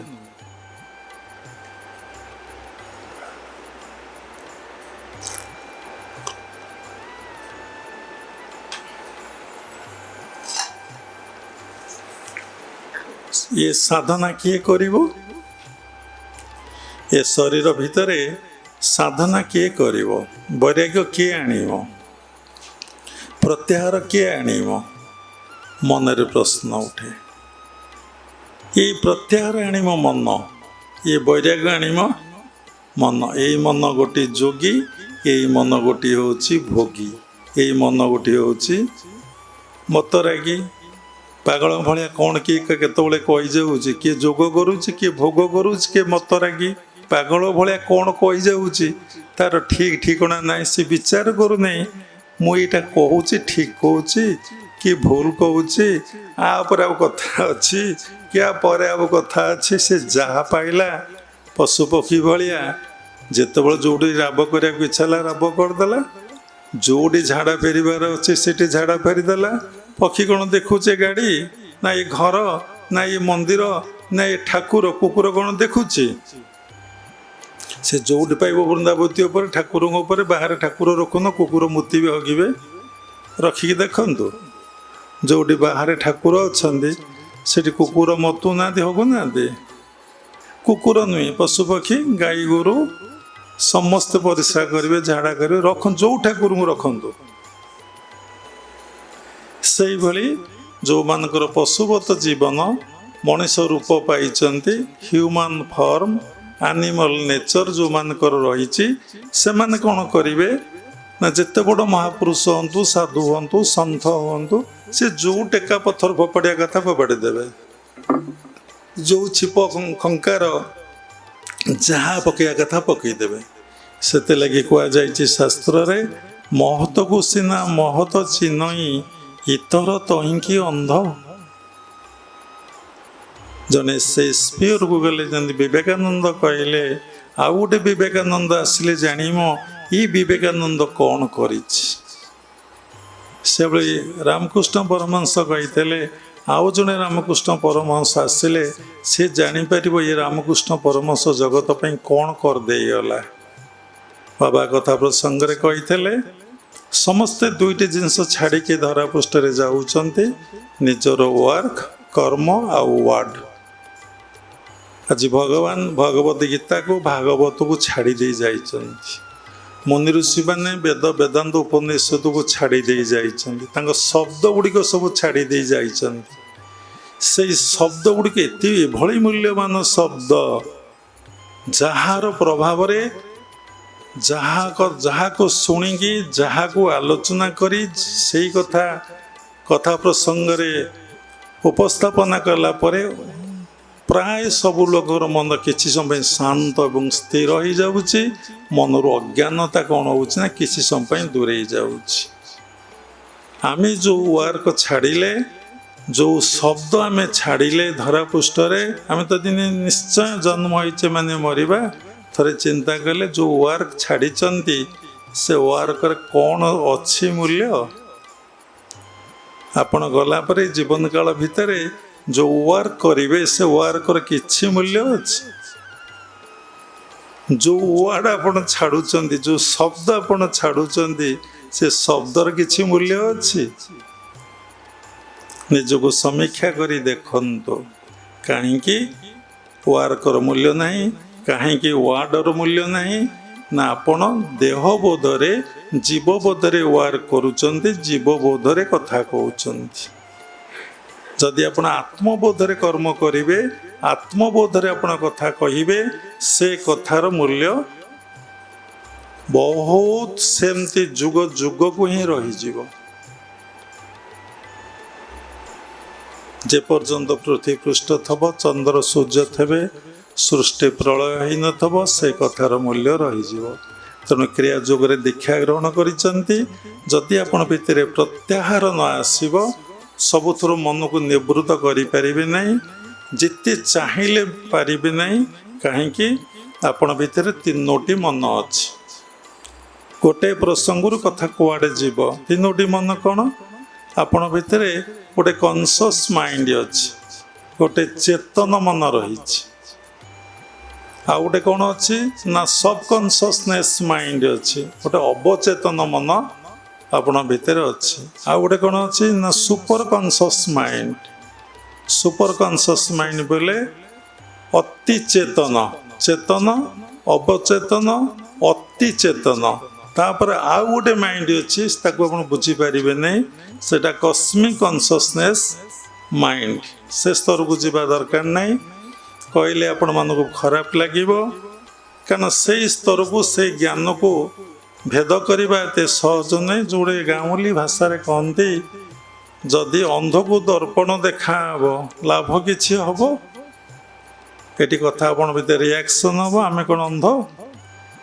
ମଣିଷ ଆଗ ନେଗେଟିଭଟାକୁ ଏତେ ଦୂର ଟାଣି ନିଏ ଏବଂ ସେ ପଜିଟିଭଟାକୁ ସେତିକି ଦୂରରେ ଗ୍ରହଣ କରେ ନାହିଁ, ଏବଂ କେତେବେଳେ ସେ ଭାବେ ନାହିଁ, ସବୁବେଳେ ସେ ନେଗେଟିଭଟା ଗ୍ରହଣ କରିଦିଏ। ଯିଏ ଆକ୍ଚୁଆଲି ସ୍ପିରିଚୁଆଲ ମାଇଣ୍ଡେଡ୍, ଯିଏ ସବୁରି ଭିତରେ ଆତ୍ମଦର୍ଶନ କରନ୍ତି, ତାଙ୍କ ପାଖକୁ କିଛି ନେଗେଟିଭ ଦେଖାଯାଏନି। ଯଦି କିଏ ତାଙ୍କୁ ନେଗେଟିଭ କହେ, ସେ ତାକୁ ପଜିଟିଭ କରିଦିଅନ୍ତି। କାରଣ ସବୁ ଈଶ୍ୱର କରୁଛନ୍ତି, କରାଉଛନ୍ତି। ଈଶ୍ୱର କ'ଣ କେବେ ନେଗେଟିଭ କରନ୍ତି ନା ନେଗେଟିଭ କହନ୍ତି?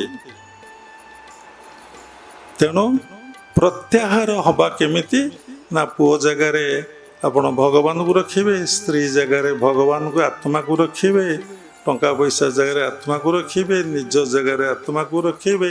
ସବୁ ଜାଗାରେ ଯଦି ଆପଣ ଆତ୍ମାକୁ ଥୋଇ ଦେଇ ସବୁ ପ୍ଲେସ୍ରେ ଚାଲିଯିବେ, ସବୁକିଛି ଈଶ୍ୱରଙ୍କର, ସବୁକିଛି ସେ ଭଗବାନଙ୍କର, ସବୁକିଛି ସେ ଗୁରୁଦେବଙ୍କର, ଯିଏ ଯେମିତି ଭାବିପାରିଲା, ତାହେଲେ କ'ଣ ହେବ ନା ଆପଣଙ୍କ ମନ ଅଟୋମେଟିକ୍ ପ୍ରତ୍ୟାହାର ହେଇଯିବ। ଯେତେ ଚାହାନ୍ତୁ, ଏଠି କୁହାହେଲା କ'ଣ ନା ଚେତନ ମନ, ମନରେ ତ ସବୁ ଆସିବ। ଚେତନ ମନ ଜମା 10% କାମ କରେ। जमा 10% काम कर आपण केते चेतन रही काम करूचंती समीक्षा करी देखंतु चेतन रे आपण केतबळे रही पारु नांती जमा जो माने साधना करूचंती से अति चेतन रे रुहंती जो माने साधना करूनांती से माने चेतन रे रुहंती एवं आउ कोथे रुहंती ना अवचेतन मन रे रहंती अवचेतन मन अर्थ इंग्लिश रे सबकॉन्शियसनेस माइंड जहाँ मुंड भितर अच्छी मिड ब्रेन रे स्टोर हेकी चित्तरे अच्छी जन्म जन्मांतर वृत्ति ताकू कौन कहती ना अवचेतन कहती से अवचेतन मनरू जेतबले जहाँ भासी उठे ताकू आमे कहू कौन ना कामना ताकू कहू आमे कामना जेतबले कामना टाकू आमे वर्कआउट करिया चाहूँ ताकू आमे कौन कहू मन ताकू कौन कहू आमे ना मन को 90% आपणकर कौन होची ना अवचेतन मन ही काम करुची जदि आपण भितरे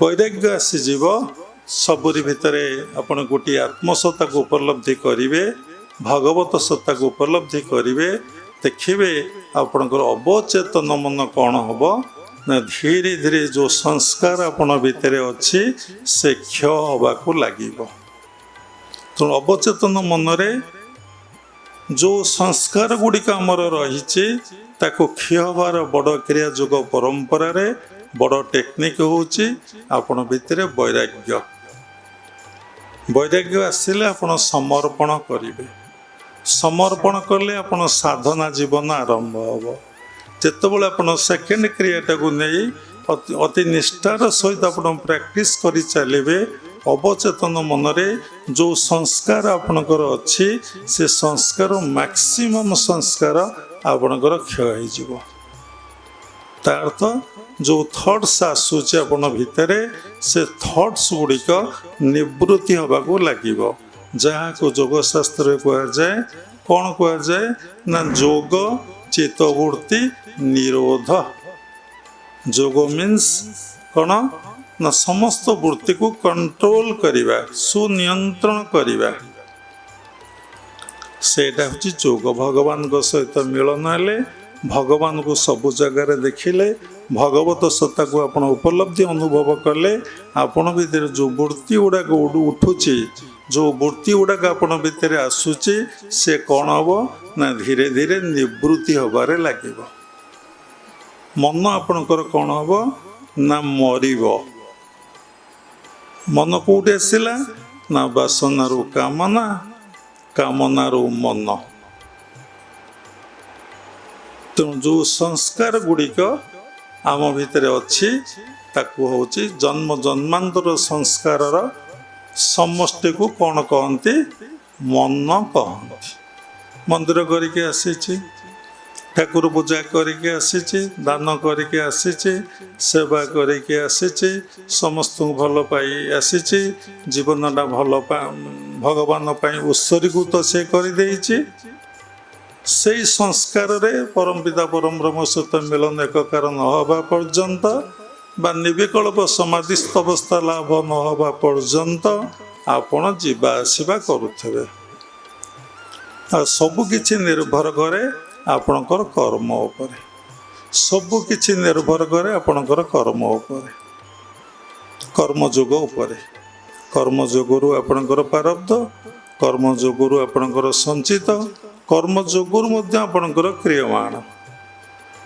बुझिया गले केमिति क्रियमाणटा ना आपण अनेक जन्म रे सुसंस्कार करके आसीचंती एवं जहाँ मी भोग करुचे ता प्रारब्ध से सुसंस्कार गुड़िक आम मन रे भासी उठिबो आमे कौन करबा ना सेई कामडा करिबारे लागिबा मंदिर करी मंदिर करवा पूजा पाठ करी पूजा पाठ भजन कीर्तन करके भजन कीर्तन करवा दान करी दान करवा सेवा करके आसीचे सेवा करिया प्रारब्धर केमती क्रियमानटा सृष्टि होछि तेणु अवचेतन मन रे आम भितर जो वृत्ति उठुची मैक्सिमम वृत्ति होची अवचेतन मनर संस्कार गुड़िक से गुड़िक क्षय करा आम योगाभ्यास करुचे बा भजन करुचे बा कीर्तन करुचे बा नाम जप करुचे बा दान करुचे कि सेवा करुचे से वृत्ति को नियंत्रण करने निरोध करने जेते आपण भितर वृत्ति निरोध हम जिते कर्मरु आपण अवसर नेबे आपण अलस होई रहिबे नहीं बसिबे नहीं शोइबे नहीं एटा सब तामसिक वृत्ति बहुत साधु होता खाई पी कौन करते ना खटरे शोई था संस्कार गुड़िक क्षय करुता आउ महत कर्म करती नहीं आगामी जन्म को तांकर पुणी कौन हुए ना पतन हो जाए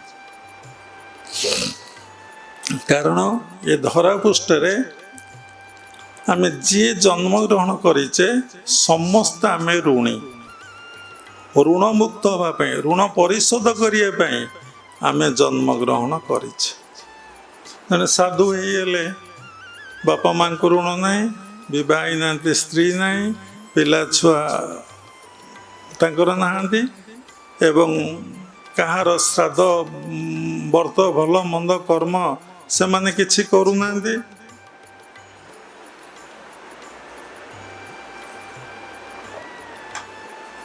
फैन चलुची उठ सुखी जाऊँ से कौन कर आपण मैंने भाविबे से बाबाजी मैंने भाविबे जदि ज्ञान न होइथब आम सब ऋण मुक्त होइचु आमको संसार कौन से दायित्व नहीं आम खाई पी खटरे शोबू बुलाबुली करूँ जी जा दब ता ग्रहण करूँ ठीक अच्छे किंतु तुम थे चिंता करिया पड़ो तुम्हें जो पानी पीउच से पानी कारे जो फूलटे धरुच से कहारे फलटे खाऊच से कहारे श्वास प्रश्वास नौच से कहारे ये आकाश कहारे ये सब कहार ये श्वास प्रश्वास नौची से किए आपन देखिए जो ज्ञान होपण देखिए आपण परम पिता परम ब्रह्मकर से सृष्टि स्रष्टा भगवान पाखरे आपण बहुत ऋणी ये पंचभूत पाखरे आपण पूरा ऋणी पुणी जार खाद्य जदि आप खाऊे कहार टंका को ग्रहण करुवे आपण ता पाखरे पुणी ऋणी होगले पुणी ता ऋण परिशोध करने आसवे से लगे एडी बाबा कहते साधना करने तुम्हें कहार अन्न ग्रहण कर ना कहार पैसा ग्रहण कर ना निजे रोजगार कर एवं खाओ एवं गभीर ध्यान रे बस क्या हाथ बताओ ना कारण तुम्हें ऋणी हो तुम संस्कार पुणी सृष्टि हबार लगी पड़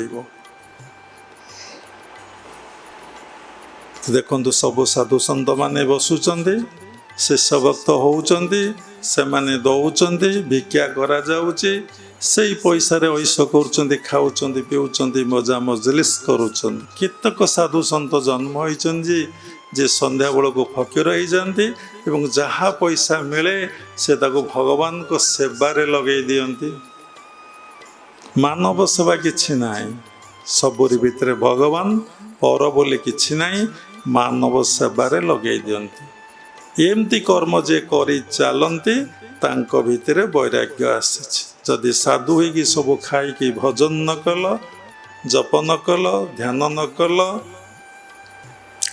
तुम पाखु आसुवा आगंतुकर जदि सेवा न कल तांको भितर दिव्य चेतना को जो तुम जागृत न करैल तुम कौन हेल ऋणी होगल यही सब ज्ञान प्रत्येक को भल भाव प्राप्ति हवा दरकार आम भितर किभली भाव आत्मज्ञान जागृत हब आमे केमती जीवबोधरु आत्मबोध अवस्था को जीवा आमे केमती प्रकृति कबलरू मुक्ति लाभ करिबा आमे किभली बंधनरु मुक्त हबा आमर चंचलतारु आम भितर स्थिरता भाव किभली भाव आसीबो आमे पशु पक्षी भली जीवन जापन न करी आमे भगवान को भली जीवन जापन कर मनीष भली आमे जीवन जापन करबा नै भल मनीषटी आमे हबा नै आमे ठाकुरंग भली भगवान को भली आमे जीवन जापन करि पारिबा ସାଧାରଣତଃ କଥା ପ୍ରସଙ୍ଗରେ ଲୋକମାନେ କହନ୍ତି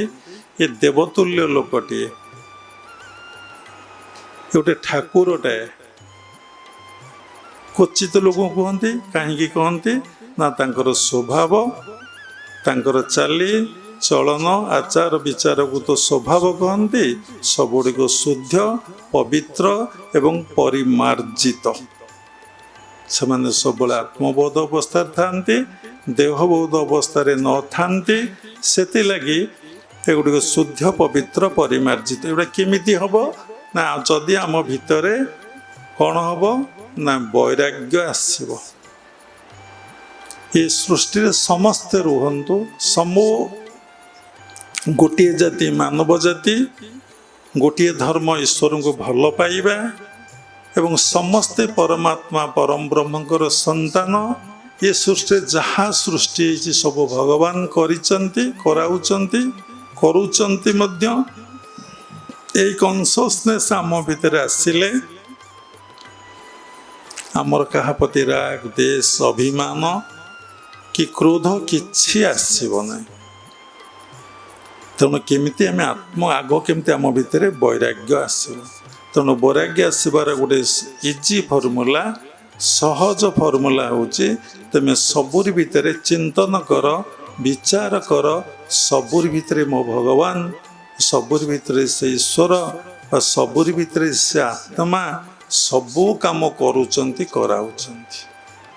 ତୁମେ ଆଗ ଚିନ୍ତନ କର, ଯାହା ଭାବିବ ତାହା ହେଇଯିବ। ତୁମେ ବିଚାର କର, ଚିନ୍ତନ କର, ତାପରେ ଗୁରୁଦେବଙ୍କ ପାଖରେ ବସି ଶାସ୍ତ୍ର ଅଧ୍ୟୟନ କରି ସତ୍ସଙ୍ଗ ସାଧୁସନ୍ଥ ପାଖରେ ବସି ଭଲ ଭାବରେ ତୁମେ ଏକାଡେମିକାଲ କ୍ୱାଲିଫିକେସନ୍ ସହିତ ତାର କିଛି ସମ୍ପର୍କ ନାହିଁ। ତୁମେ ଆତ୍ମଜ୍ଞାନ କେମିତି ପ୍ରାପ୍ତି ହୁଏ ସେଇ ନଲେଜଟା ତମର ଭିତରେ ଭଲ ଭାବରେ ଆସୁ। ତମର ବେସିକ୍ ନଲେଜ, ମୌଳିକ ଜ୍ଞାନ, ଫଣ୍ଡାଟା ପୁରା ତମର କ୍ଲିଅର ହେଇଯାଉ।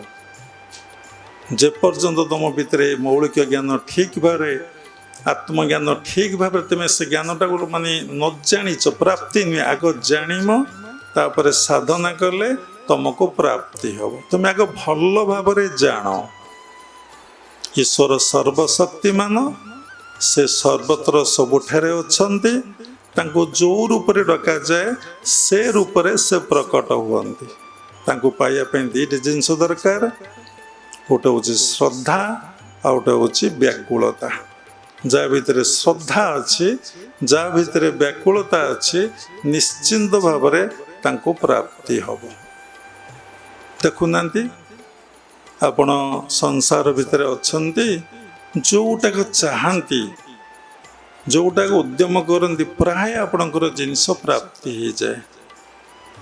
ଯାହାର ସଂସ୍କାର ବଳବତ୍ତର ଥାଏ, ଭାଗବତର ଗୋଟେ ପଦ ଅଛି, ପୂର୍ବ ସଞ୍ଚିତ କର୍ମ ଫଳେ ଯାଚି ମୁଁ ଦେଉଥାଏ ବଳେ। ପୂର୍ବ ଅର୍ଜିଲା କର୍ମ ନାହିଁ, ଏବେ ଲୋଡ଼ିଲେ ପାଇବୁ କାହିଁ। ଭୋତାତ କର୍ମ ପାଦେ ସେବ, କର୍ମ ନାହିଁ ଅନ୍ୟ ଦେବ। କର୍ମ ଏହାର ମୂଳ ବୀଜ, ବୃକ୍ଷ ଉଙ୍କୁରି ଉଠେ ତେଜ। ଯେମିତି ମଞ୍ଜି ସଂଗ୍ରହ କରିଛ, ସେଇ ମଞ୍ଜିକି ଯେମିତି ବୁଣୁଛ, ସେଇଭଳି ଗଛଟିଏ ଉଠିବ। ଇଂଲିଶରେ କୁହାଯାଏ ଆଜ୍ ୟୁ ସୋ ସୋ ୟୁ ରିପ୍। ଯେମିତି ବୁଣିବ ସେମିତି କାଟିବ। ଏଇ କନସିଷ୍ଟମକୁ ଆମେ ଜାଣିଛୁ। ଠିକ୍ ଅଛ, ସେଇ ଚେତନାରେ ଅଛ, ଚେତନ ମନରେ ଅଛ। ତମେ ଅବଚେତନ ମନକୁ ଚାଲି ଆସିଲ, ସେ ତମକୁ ଭିତରୁ ଏମିତି ଧୋକା ମାରୁଛି, ଏମିତି ତମ ଭିତରେ ଠେଲିକି ବାହାର କରୁଛି ଯେ ତମର ଯଦି ସୁସଂସ୍କାର ନାହିଁ, କୁସଂସ୍କାର ତମ ଭିତରେ ଏଭଳି ଭାବରେ ବାହାରି ପଡ଼ୁଛି ଯେ ତୁମେ କ'ଣ କରୁଛ ନା ସେଇଟାକୁ ୱାର୍କଆଉଟ୍ କରିଦେଉଛ। ଚିନ୍ତା କରିପାରୁନ। ଚେତନ, ଅବଚେତନ, ଅତି ଚେତନ ଯିଏ ସାଧନା କରି ଆଜ୍ଞା ଚକ୍ରରେ ତାର ମନକୁ ଠୁଳ କରିଦେଇପାରିବ, ସ୍ଥିର କରିଦେଇପାରିବ, ଲୟ କରିପାରିବ ନାହିଁ ଏବଂ ସେଇ ଜାଗାରେ ସବୁବେଳେ ସେ ରହୁଥିବ, ତା ଭିତରେ କ'ଣ ହେବ ନା ଅତି ଚେତନ ସୁପର କନସିୟସନେସ୍ ମାଇଣ୍ଡ ତାର ହେଇଯିବ। ସେ ସବୁ କାମ କରିବ, ସବୁ ଜାଣିବ, ସବୁଗୁଡ଼ିକ ଚେତନ ଭିତରେ, ଅତି ଚେତନ ଭିତରେ, ଚେତନ ନୁହେଁ ଅତି ଚେତନ କସ୍ମିକ୍ କନସିୟସନେସ୍। ଯେଉଁମାନେ ସମାଧିସ୍ଥ ଅବସ୍ଥାକୁ ଯିବେ ତାର ତ ଭଗବାନଙ୍କ ସହିତ ମର୍ଜ କରିବେ, ସେମାନେ ବୁଝିପାରିବେ ମାନେ କ'ଣ ସେ what is cosmic consciousness stage. ବୁଝେଇଲେ ଆପଣ ବୁଝିପାରିବେନି, କାରଣ ବୁଝେଇବାର ଗୋଟେ ଲିମିଟ୍ ଅଛି, ବୁଝିବାର ଗୋଟେ ଲିମିଟ୍ ଅଛି। ତାର ବିୟଣ୍ଡକୁ କିଏ ଯିବେ ନା ଯେଉଁମାନେ ପ୍ରଜ୍ଞାନର ଅଧିକାରୀ ହେବେ, ଜ୍ଞାନର ଅଧିକାରୀ ନୁହେଁ, ସେଇମାନେ ସେଇ ସ୍ତରକୁ ଯାଇପାରିବେ। ତେଣୁ କଥା ହେଲା ଏଇଠି କ'ଣ ନା ଆମେ କିଭଳି ଭାବରେ ଭଲ ଭାବରେ ଆମେ 12ଟା ତତ୍ଵ ଉପରେ ଜ୍ଞାନ ଲାଭ କରିବା। ଜୀବାତ୍ମା କ'ଣ, ପରମାତ୍ମା କ'ଣ, ଗୁରୁ କ'ଣ, ଶିଷ୍ୟ କ'ଣ, ଜନ୍ମ କ'ଣ, ମୃତ୍ୟୁ କ'ଣ, ଏମିତି କହି ଚାଲିଲେ 12ଟି କଥା ରହିଛି। ସବୁ ବିଷୟରେ ଭଲ ଭାବରେ ଜ୍ଞାନ ଲାଭ ପରେ ତାପରେ ଦୀକ୍ଷା ଗ୍ରହଣ କରିବା କଥା। ସେଇ ଦୀକ୍ଷା ଗ୍ରହଣ ପରେ ସାଧକ ତା ମନରୁ ସମସ୍ତ ସନ୍ଦେହ ସଂଶୟ ପଳେଇ ଯାଇଥିବ, ସେ ବସିକି ତା ମନ ସ୍ଥିର ଶାନ୍ତ ହେଇଥିବ। ଜ୍ଞାନଂ ଲବ୍ଧା ଶ୍ରଦ୍ଧାବାନ ଲଭେତ ଜ୍ଞାନଂ ତତ୍ପର ସଂ ଜିତେନ୍ଦ୍ରିୟ ଜ୍ଞାନଂ ଲବ୍ଧା ପରାଂ ଶାନ୍ତି ମଚିରଣେ ଅଧିଗଚ୍ଛତି। ତେଣୁ ଆମର ତ ଶ୍ରଦ୍ଧା ନାହିଁ, ଆମର ତ ଶ୍ରଦ୍ଧା ଯେଉଁ ବିଷୟରେ ଅଛେ ଆମକୁ ସେଇ ବିଷୟ ପ୍ରାପ୍ତ ହେଇଛି। କିଏ ରାତି ଅନିଦ୍ରା ହେବ, କିଏ ସାଧନା କରିବ, କିଏ ଗୁରୁଙ୍କ ପାଖରେ ବସିବ, କିଏ କଠୋର ସଂଯମ ଜୀବନଯାପନ କରିବ। ଦେହଟାକୁ ମନଟା, ଦେହ ତ ଭୋଗ ହୁଏନି, ମନଟାକୁ ଭୋଗ ନ କରି ନିବୃତ୍ତି କରିବ। ମନଟାକୁ ସ୍ଥୂଳରେ ନ ରଖି ସୂକ୍ଷ୍ମକୁ ନେବ, ସୂକ୍ଷ୍ମରେ ନ ରଖି କାରଣକୁ ନେବ, କାରଣରେ ନ ରଖି ମହାକାରଣକୁ ନେବ। ଏ ମନ କ'ଣ ସହଜେ ଛାଡ଼ିବ? ଯଦି ସବକନସିୟସନେସ୍ରେ ଅବଚେତନ ମନରେ ଏଇ ସଂସ୍କାର ଗୁଡ଼ିକ ବଳବତ୍ତର ଥିବ, ଆପଣଙ୍କୁ କିଛି ପରିଶ୍ରମ କରିବାକୁ ପଡ଼ିବ ନାହିଁ। ଟିକେ ଟିକେ ସାଧନାରେ, ଟିକେ ଟିକେ ଆଲୋଚନାରେ, ଟିକେ ଟିକେ ପ୍ରସଙ୍ଗରେ ଆପଣ କ'ଣ ହେବେ ନା ସବୁ କଥା ଗୁଡ଼ିକ ଆପଣଙ୍କୁ ପ୍ରାପ୍ତି ହେଇଯିବ। ତ ଦେଖନ୍ତୁ ସବକନସିୟସନେସ୍ ମାଇଣ୍ଡ କେତେ ଷ୍ଟ୍ରଙ୍ଗ। ଦେଖିବେ ମନର ସବୁ ତିନୋଟି କଥା ରହିଛି, ତିନୋଟି ଦିଗ ରହିଛି।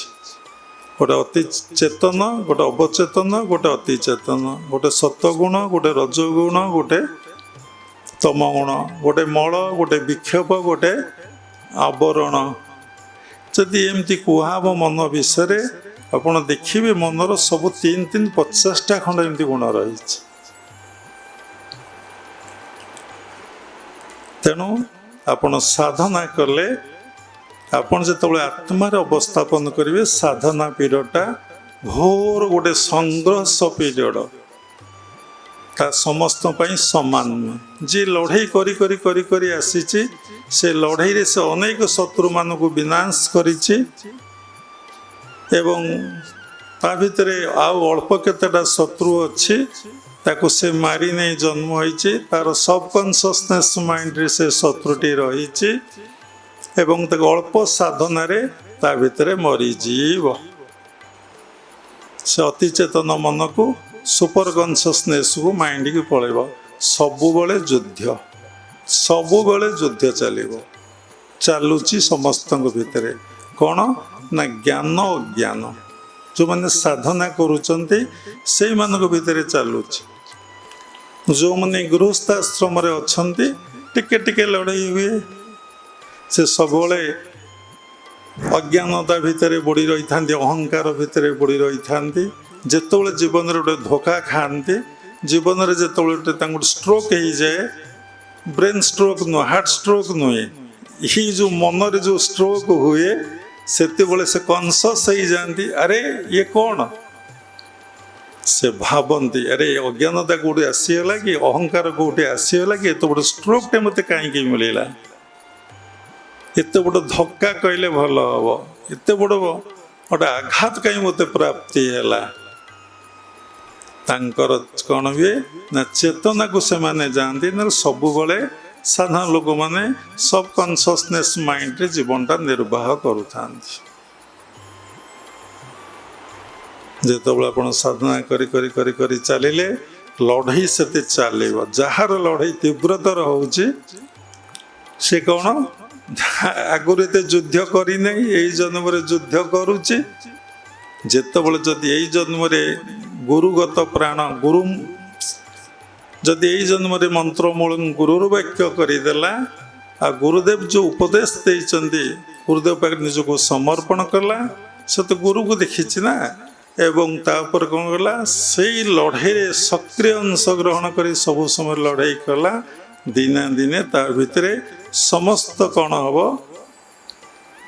ଯେଉଁମାନେ ତା ସହିତ ଯୁଦ୍ଧ କରୁଥିବେ ସମସ୍ତଙ୍କର ଦିନେ ମୃତ୍ୟୁ ନିଧନ ହେଇଯିବ। ଅଜ୍ଞାନର ପତନ ହେବ, ଜ୍ଞାନ ତା ଭିତରେ ଆସିବ। ଜ୍ଞାନ ଅଜ୍ଞାନର ଲଢ଼େଇ, ମାନେ ଭୋଗ ତ୍ୟାଗର ଲଢ଼େଇ, ପ୍ରବୃତ୍ତି ନିବୃତ୍ତିର ଲଢ଼େଇ ସବୁବେଳେ ଚାଲିଥିବ। ଦେଖନ୍ତୁ ପ୍ରତ୍ୟେକଟି ମୁହୂର୍ତ୍ତରେ ଚାଲୁଛି ଏବଂ କେଉଁ ଗୋଟାକର ସକ୍ସେସ୍ ନିଶ୍ଚିନ୍ତ ହେଉଛି।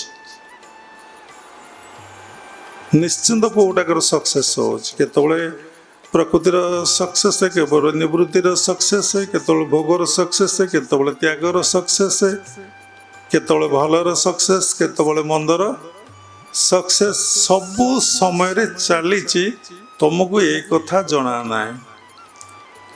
ତୁମେ ଏଇ କଥାକୁ ନ ଜାଣି ଲୋକମାନେ କ'ଣ କରୁଛନ୍ତି ନା ମନ୍ଦିର ଯାଉଛନ୍ତି, ଠାକୁର ପୂଜା କରୁଛନ୍ତି, ଧୂପ ଦୀପ ଦେଉଛନ୍ତି, ନଡ଼ିଆ ଦେଉଛନ୍ତି କାମନା ବାସନା ପାଇଁ।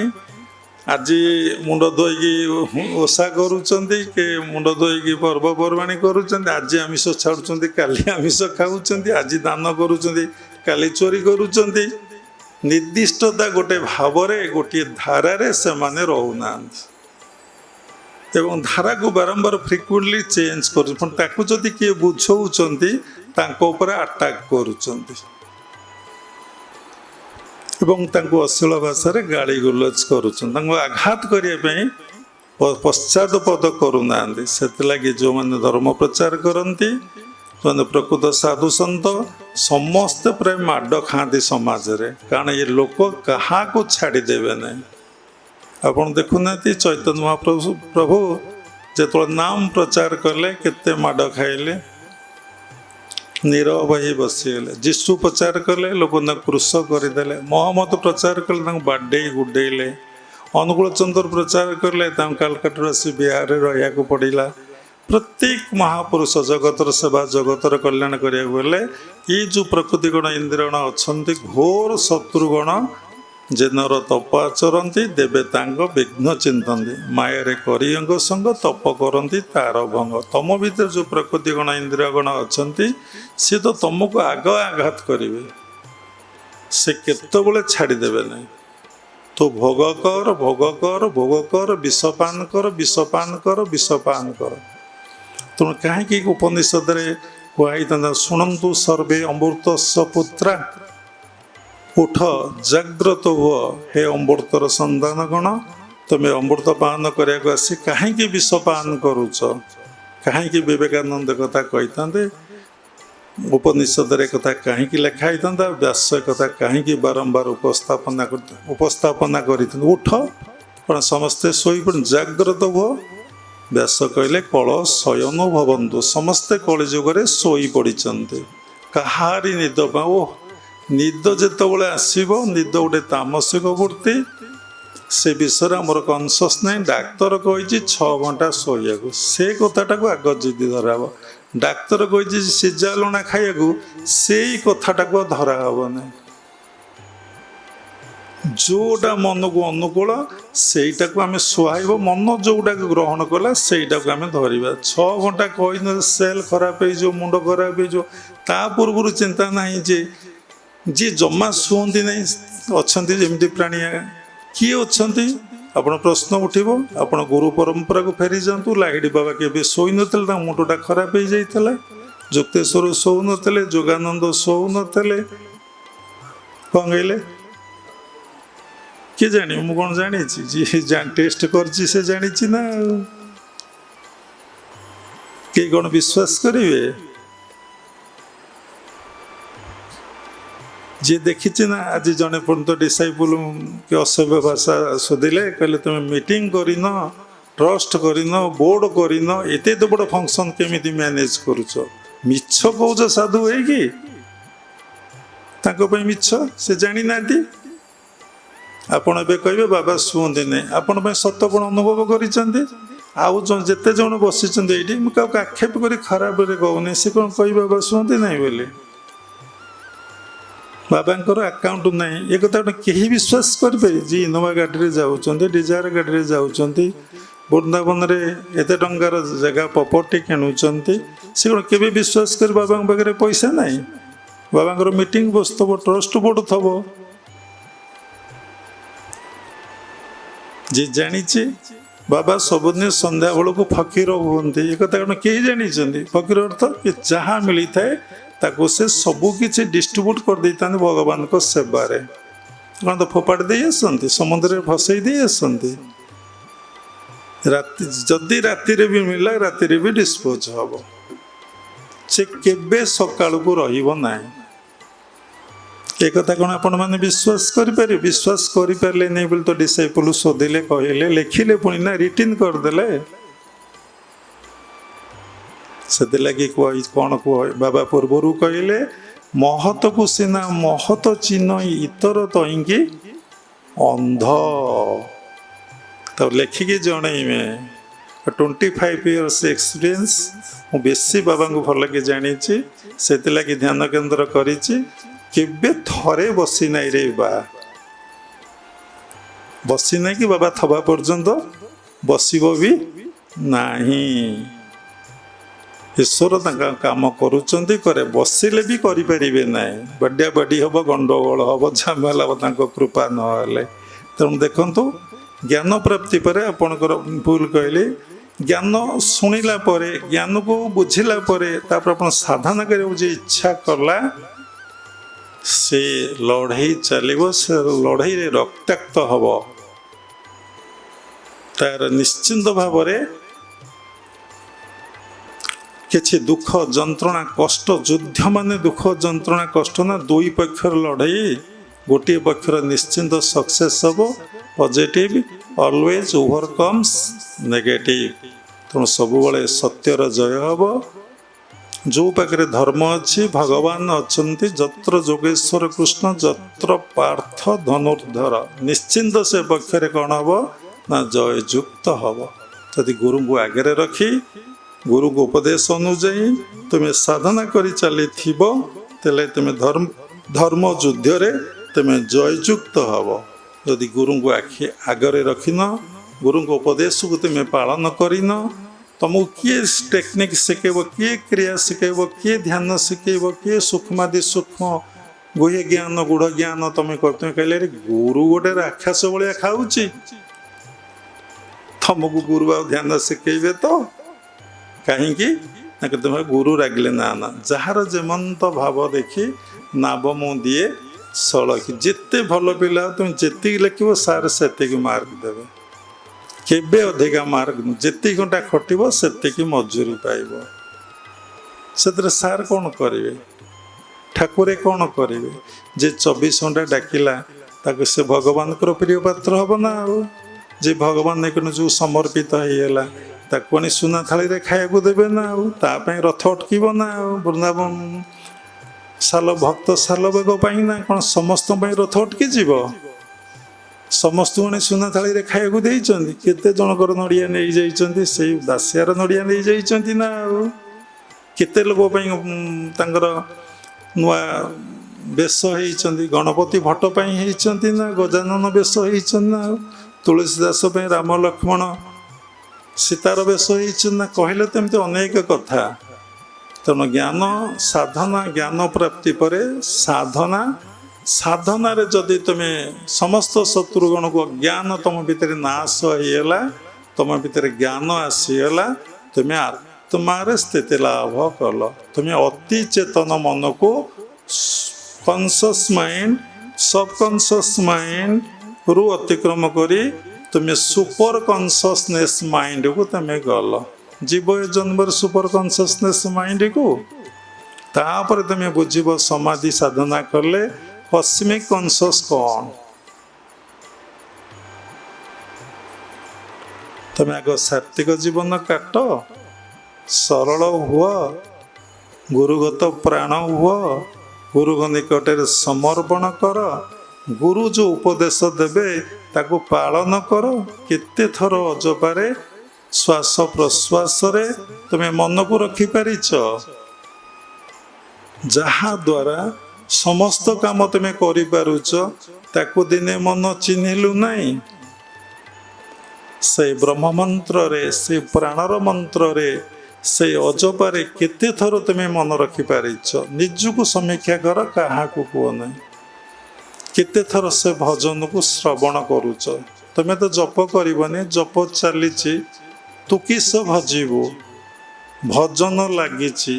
ତ୍ରିକୁଟ ସନ୍ଧିରେ ଯାଏଁ ତ୍ରିଭଙ୍ଗୀ ମା ରୂପ ଲୟ ତୁଇ କଲେ, ରାଧାକୃଷ୍ଣ ଭେଟ ପାଇ ମନ୍ତ୍ର ଯନ୍ତ୍ର ନାହିଁ ମାଳା ନଗଡ଼ଇ। ମନ ସୂତ୍ରରେ ଭଜନ ଯାଉଛି ଆସୁଛି, ବାରଣ ନଉଛି। ପବନ ଟିକେ ଫ୍ୟାନ୍ ଘୁରୁଛି, ପବନ ଫୁଟି ବାଜୁଛି, ଆପଣ ସ୍ପର୍ଶଟାକୁ ଅନୁଭବ କରୁଛନ୍ତି। ସେଇ ଶ୍ୱାସ ପ୍ରଶ୍ୱାସ ନାସାପୁଟାରେ କେତେବେଳେ ଚନ୍ଦ୍ରାୟଣରେ, କେତେବେଳେ ସୂର୍ଯ୍ୟାୟଣରେ, କେତେବେଳେ ସୁଷୁମନାରେ ଯାଉଛି, କିନ୍ତୁ ତାର ଗତିବିଧିକୁ ଆପଣ ଜାଣିପାରୁନାହାନ୍ତି। କାହିଁକି ନା ମନ ସେଠି ନାହିଁ, ମନ ବହିର୍ମୁଖୀ, ମନ ବାହାରକୁ ଦେଖୁଛି। ଭଗବାନ ଏଇ ଇନ୍ଦ୍ର ଗୁଡ଼ାକ ଏଇଭଳି ସୃଷ୍ଟି କରିଛନ୍ତି, ଏରା ସବୁ ବାହାରେ ରଖିଛନ୍ତି। ଆଖି ଦିଟା ବାହାରେ, କାନ ଦିଟା ବାହାରେ, ନାକ ବାହାରେ, ଏ ପାଟି ସବୁ ବାହାରେ, ହାତ ବାହାରେ, ପାଦ ବାହାରେ, ମଳଧର୍ମ ବାହାରେ, ଯୌନେନ୍ଦ୍ର ବାହାରେ। ଯେମିତି କିଡନୀ, ହାର୍ଟ, ଲିଭର, ପାନକ୍ରିଆସ୍ ଯେମିତି ସବୁ ଭିତରେ ରଖିଛନ୍ତି। ତାକୁ କ'ଣ ତୁମେ ଦେଖିପାରୁଛ? କିନ୍ତୁ ତାର କାମ ଚାଲିଛି। ଯଦି ଜ୍ଞାନ, ଏଇ ଇନ୍ଦ୍ର ଗୁଡ଼ାକ 5ଟା କର୍ମେନ୍ଦ୍ର, 5ଟା ଜ୍ଞାନେନ୍ଦ୍ର, ମନ ଗୋଟେ 11ଟା ଇନ୍ଦ୍ରକୁ, ମନକୁ ତ କେହି ଦେଖିପାରୁନାହାନ୍ତି କୋଉଠି କ'ଣ ଅଛି, ଖାଲି ଯାହା ଅନୁଭବ କରୁଛନ୍ତି। ଏ 10ଟାକ ଇନ୍ଦ୍ରକୁ କ'ଣ କରିଛନ୍ତି ନା ଭଗବାନ ତାକୁ ବାହାରେ ସେଟିଂ କରିଦେଇଛନ୍ତି।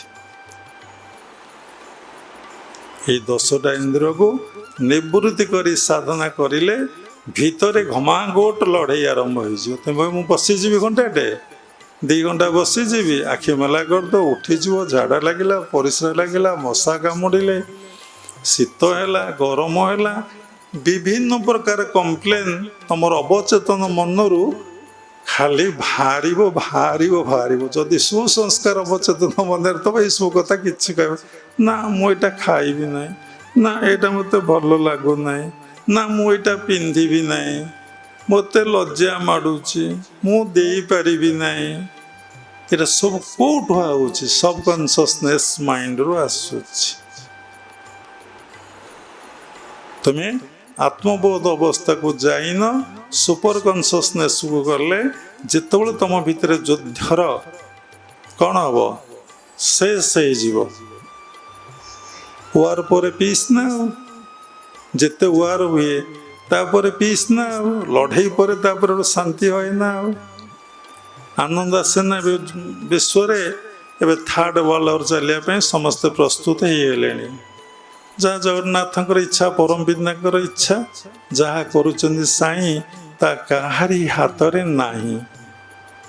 ଯଦି ହବାର ଥାଏ ହବ, ତାପରେ ପିସ୍ ଆସିବ ନା। 50 ବର୍ଷ 100 ବର୍ଷ ପୁରା ପିସ୍ରେ ବସିଯିବେ ନା ଆଉ ସେ ବିଭୀଷିକା ଦୃଶ୍ୟ, ସେ କ୍ଷୟକ୍ଷତିକ ଆଉ ଏତେ ଭୟ ମନରେ ହେଇଯିବ ଯେ ନା, ତାପରେ ଗୋଟେ ସଲ୍ୟୁସନ୍ ସମାଧାନ ବାହାରିବ। ସେଇଟା ଘଟିବ, କିଛି ବର୍ଷ ପାଇଁ ପୁଣି ପିସ୍ ଆସିଯିବ। ତମ ଭିତରେ ଯେଉଁ ଯୁଦ୍ଧ ଚାଲିବ, ସେ ଯୁଦ୍ଧରେ ତୁମେ ଯଦି ସକ୍ସେସ୍ ହେଲ, ତମର ସବୁଦିନ ପାଇଁ ପିସ୍। ତେଣୁ ଶାନ୍ତି ମନରେ ଅଛି, ଆନନ୍ଦ ମନରେ ଅଛି, ଜ୍ଞାନ ମନରେ ଅଛି, ପ୍ରେମ ମନରେ ଅଛି, ଭକ୍ତି ମନରେ ଅଛି। ତେଣୁ ଜ୍ଞାନ ପ୍ରାପ୍ତି ଅର୍ଥାତ୍ ଆତ୍ମାର ଅବସ୍ଥାପନ ତୁମେ କଲେ ତୁମକୁ ଜ୍ଞାନ ପ୍ରାପ୍ତି ହେଲା। ଯେତେବେଳେ ତୁମ ଦେହବୋଧ କଥା ତୁମେ ଆଉ କିଛି କହିବ ନାହିଁ। ତୁମେ ଆତ୍ମାର ଅବସ୍ଥାପନ କଲ, ସବୁଟାକୁ କ'ଣ ନା ଦ୍ରଷ୍ଟା ଭାବରେ ଦେଖୁଥିବ। କେଉଁଥିରେ ତୁମର କିଛି ନଥିବ, ପ୍ରତିକ୍ରିୟା। ତେଣୁ କ୍ରିୟା କଲେ ପ୍ରତିକ୍ରିୟା ହୁଏ ନାହିଁ। ଗୁରୁ କହିବେ, ତୁମେ ଗୁରୁକୁ ମାରିବାକୁ ବସିବ, ଶୋଧିବ, ହେ ଭଗବାନ।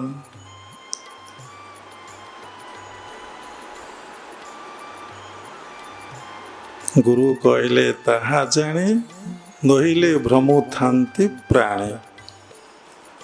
ତେଣୁ ସାଧନା କରନ୍ତୁ, ଜ୍ଞାନ ହେଲା ପରେ ଆପଣ ଭିତରେ ଭକ୍ତି ଭାବଟା ଆସିବ। ଦେଖିବେ ମୋ ଭିତରେ ଯେଉଁ ଆତ୍ମା, ସବୁରି ଭିତରେ ସେଇ ଆତ୍ମା। ମୋ ଭିତରେ ଭଗବାନ, ସବୁରି ଭିତରେ ସେଇ ଜଡ଼ଠାରୁ ଚେତନ ପର୍ଯ୍ୟନ୍ତ। ଯେମିତି ପ୍ରହ୍ଲାଦ ଦେଖୁଥିଲା, ଚୈତନ୍ୟ ଦେଖୁଥିଲେ, ମୀରା ଦେଖୁଥିଲେ, ସେମିତି ଆପଣ ସବୁରି ଭିତରେ ସେ ଗୋଟିଏ ସତ୍ତାକୁ ଅନୁଭବ କରିବେ।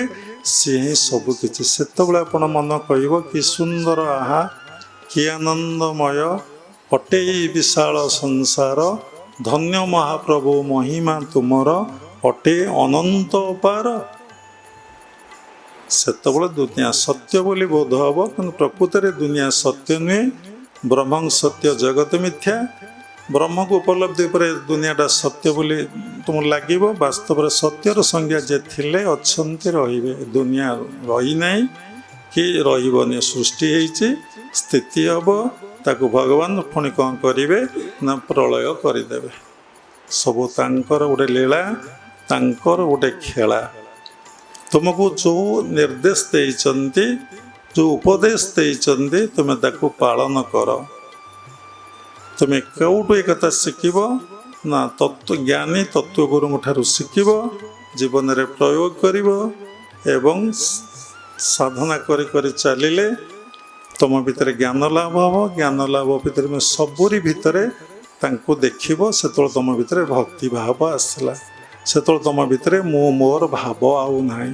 ତୁମେ ନିଜକୁ କମ୍ପ୍ଲିଟଲି ପୂର୍ଣ୍ଣ ସମର୍ପଣ କରିଦେଇଛ ତାଙ୍କ ପାଖରେ ଏବଂ ସବୁରି ଭିତରେ ତାଙ୍କୁ ଦେଖୁଛ ଏବଂ ଅନୁଭବ କରୁଛ। ଆର ପରିପକ୍ୱ ଅବସ୍ଥାଟା ପ୍ରେମ ଯୋଗରେ ବାବା ଗୋଟେ ଏପିସୋଡ଼ କରିଛନ୍ତି। ତେଣୁ ଆମେ ଏଠୁ କ'ଣ ଶିଖିଲେ ନା ଗୃହସ୍ଥ ଆଶ୍ରମ ରୁହନ୍ତୁ କି ବ୍ରହ୍ମଚାରୀ ଆଶ୍ରମ ରୁହନ୍ତୁ କି ବାନପ୍ରସ୍ଥ ଆଶ୍ରମ ରୁହନ୍ତୁ କି ସନ୍ନ୍ୟାସ ଆଶ୍ରମରେ ଆପଣ ରୁହନ୍ତୁ, ଆପଣ ଭିତରେ ବୈରାଗ୍ୟ, ଜ୍ଞାନ, ଭକ୍ତି ଥିବା ଦରକାର। ଆପଣ ଯେଉଁଠି ରୁହନ୍ତୁ, ଏ ଭଗବାନଙ୍କ ସୃଷ୍ଟିରେ ଆପଣ ଅଛନ୍ତି। କାହା ପାଇଁ ଅଲଗା ନିୟମ ନାହିଁ, ସମସ୍ତଙ୍କ ପାଇଁ ଗୋଟେ ନିୟମ। ପ୍ରଥମେ ହେଉଛି ବୈରାଗ୍ୟ, ତାପରେ ହେଉଛି ଜ୍ଞାନ। ସାଧନା କରି କରି ଚାଲେ ଜ୍ଞାନ ପ୍ରାପ୍ତି ପରେ ଦିବ୍ୟ ଜ୍ଞାନ, ଦିବ୍ୟ ଜ୍ଞାନ ପ୍ରାପ୍ତି ପରେ ଆପଣ ଭିତରେ ଭକ୍ତି ଭାବଟି ଆସିବ। ସେଇ ଭକ୍ତିରେ ଆପଣ ତୃପ୍ତି ମିଳିବ, ଶାନ୍ତି ଏବଂ ଆନନ୍ଦ ମିଳିବ। ଭଜନ କଲେ ମିଳେ ଭକ୍ତି, ଭକ୍ତିରେ ଜଗନ୍ନାଥ ପ୍ରାପ୍ତି। ତେଣୁ ଭକ୍ତିରେ ପ୍ରୀତି ନାହିଁ ଯାହାର, ସେ କି ଜାଣେ ପ୍ରଭୁ ତୋ ପୟର। ଯାହାର ଭକ୍ତିରେ ପ୍ରୀତି ନାହିଁ ସେ ତତେ ଜାଣିପାରିବନି। ଭକତ ଜନେ ବସ ମୁହିଁ, ତାର ରକ୍ଷଣେ ମୋର ଦେଇ ଭଗବାନ କହୁଛନ୍ତି। ଭକ୍ତକୁ ମୁଁ ସବୁବେଳେ ରକ୍ଷା କରିଥାଏ। ଭକତ ମୋ ପିତାମାତା, ଭକତ ମୋ ବନ୍ଧୁ, ଭକତ ନିମନ୍ତେ ତୋର ନାମ କୃପା ସିନ୍ଧୁ। ଏ କଥା ଯାହାର ଅବଚେତନ ମନରେ ସଂସ୍କାର ରହି ଏଇ ସଂସ୍କାର ରହି ଆସିଛି, ତାକୁ ଏ କଥା ଗୁଡ଼ିକ ଭାରି ଭଲ ଲାଗିବ, ଭାରି ହୃଦୟ ସ୍ପର୍ଶୀ ହେବ। ତା ଦେହରେ ଚନ୍ଦନ ବୋଳିଲା ଭଳିଆ ଲାଗିବ। ଯାହା ଭିତରେ ଭୋଗ ଲାଳସା ଅଛି ଅବଚେତନ ମନରେ, ସଂସାର କରିବା ଲାଳସା, ଉପଭୋଗର ଲାଳସା ଅଛି, ସେ କହିବ ଇ ବାବାଜୀ କି ଗୋଟେ ଶକ୍ତ ଚଟକଣା ସାଧୁକୁ ଦରକାର। ଏ ଯାହା କହୁଛି ସବୁ ଭୁଲ କହୁଛି, ଠିକ୍ କହୁନାହିଁ। ସେ ଉଠି ଚାଲିଯିବ, ଆଉ ଥରେ ଆସିବାକୁ ସେ କେବେ ପସନ୍ଦ କରିବନି। ସେ ବିଭିନ୍ନ ଷ୍ଟେଟମେଣ୍ଟ ତୁମକୁ ଦେବ। ଏସବୁ ବାବାଙ୍କର ଅନୁଭବର କଥା, ଉପଲବ୍ଧିର କଥା, ସାଧନା ଲବ୍ଧ କଥା। ଶାସ୍ତ୍ରରେ ମଧ୍ୟ ଏ କଥା ଲେଖା ଅଛି। ବାବା ତ ଏତେ ଶାସ୍ତ୍ର ପଢ଼ି ନାହାନ୍ତି, ଆଉ ମୂର୍ଖ ବୋଲି ତ କହୁନାହାନ୍ତି।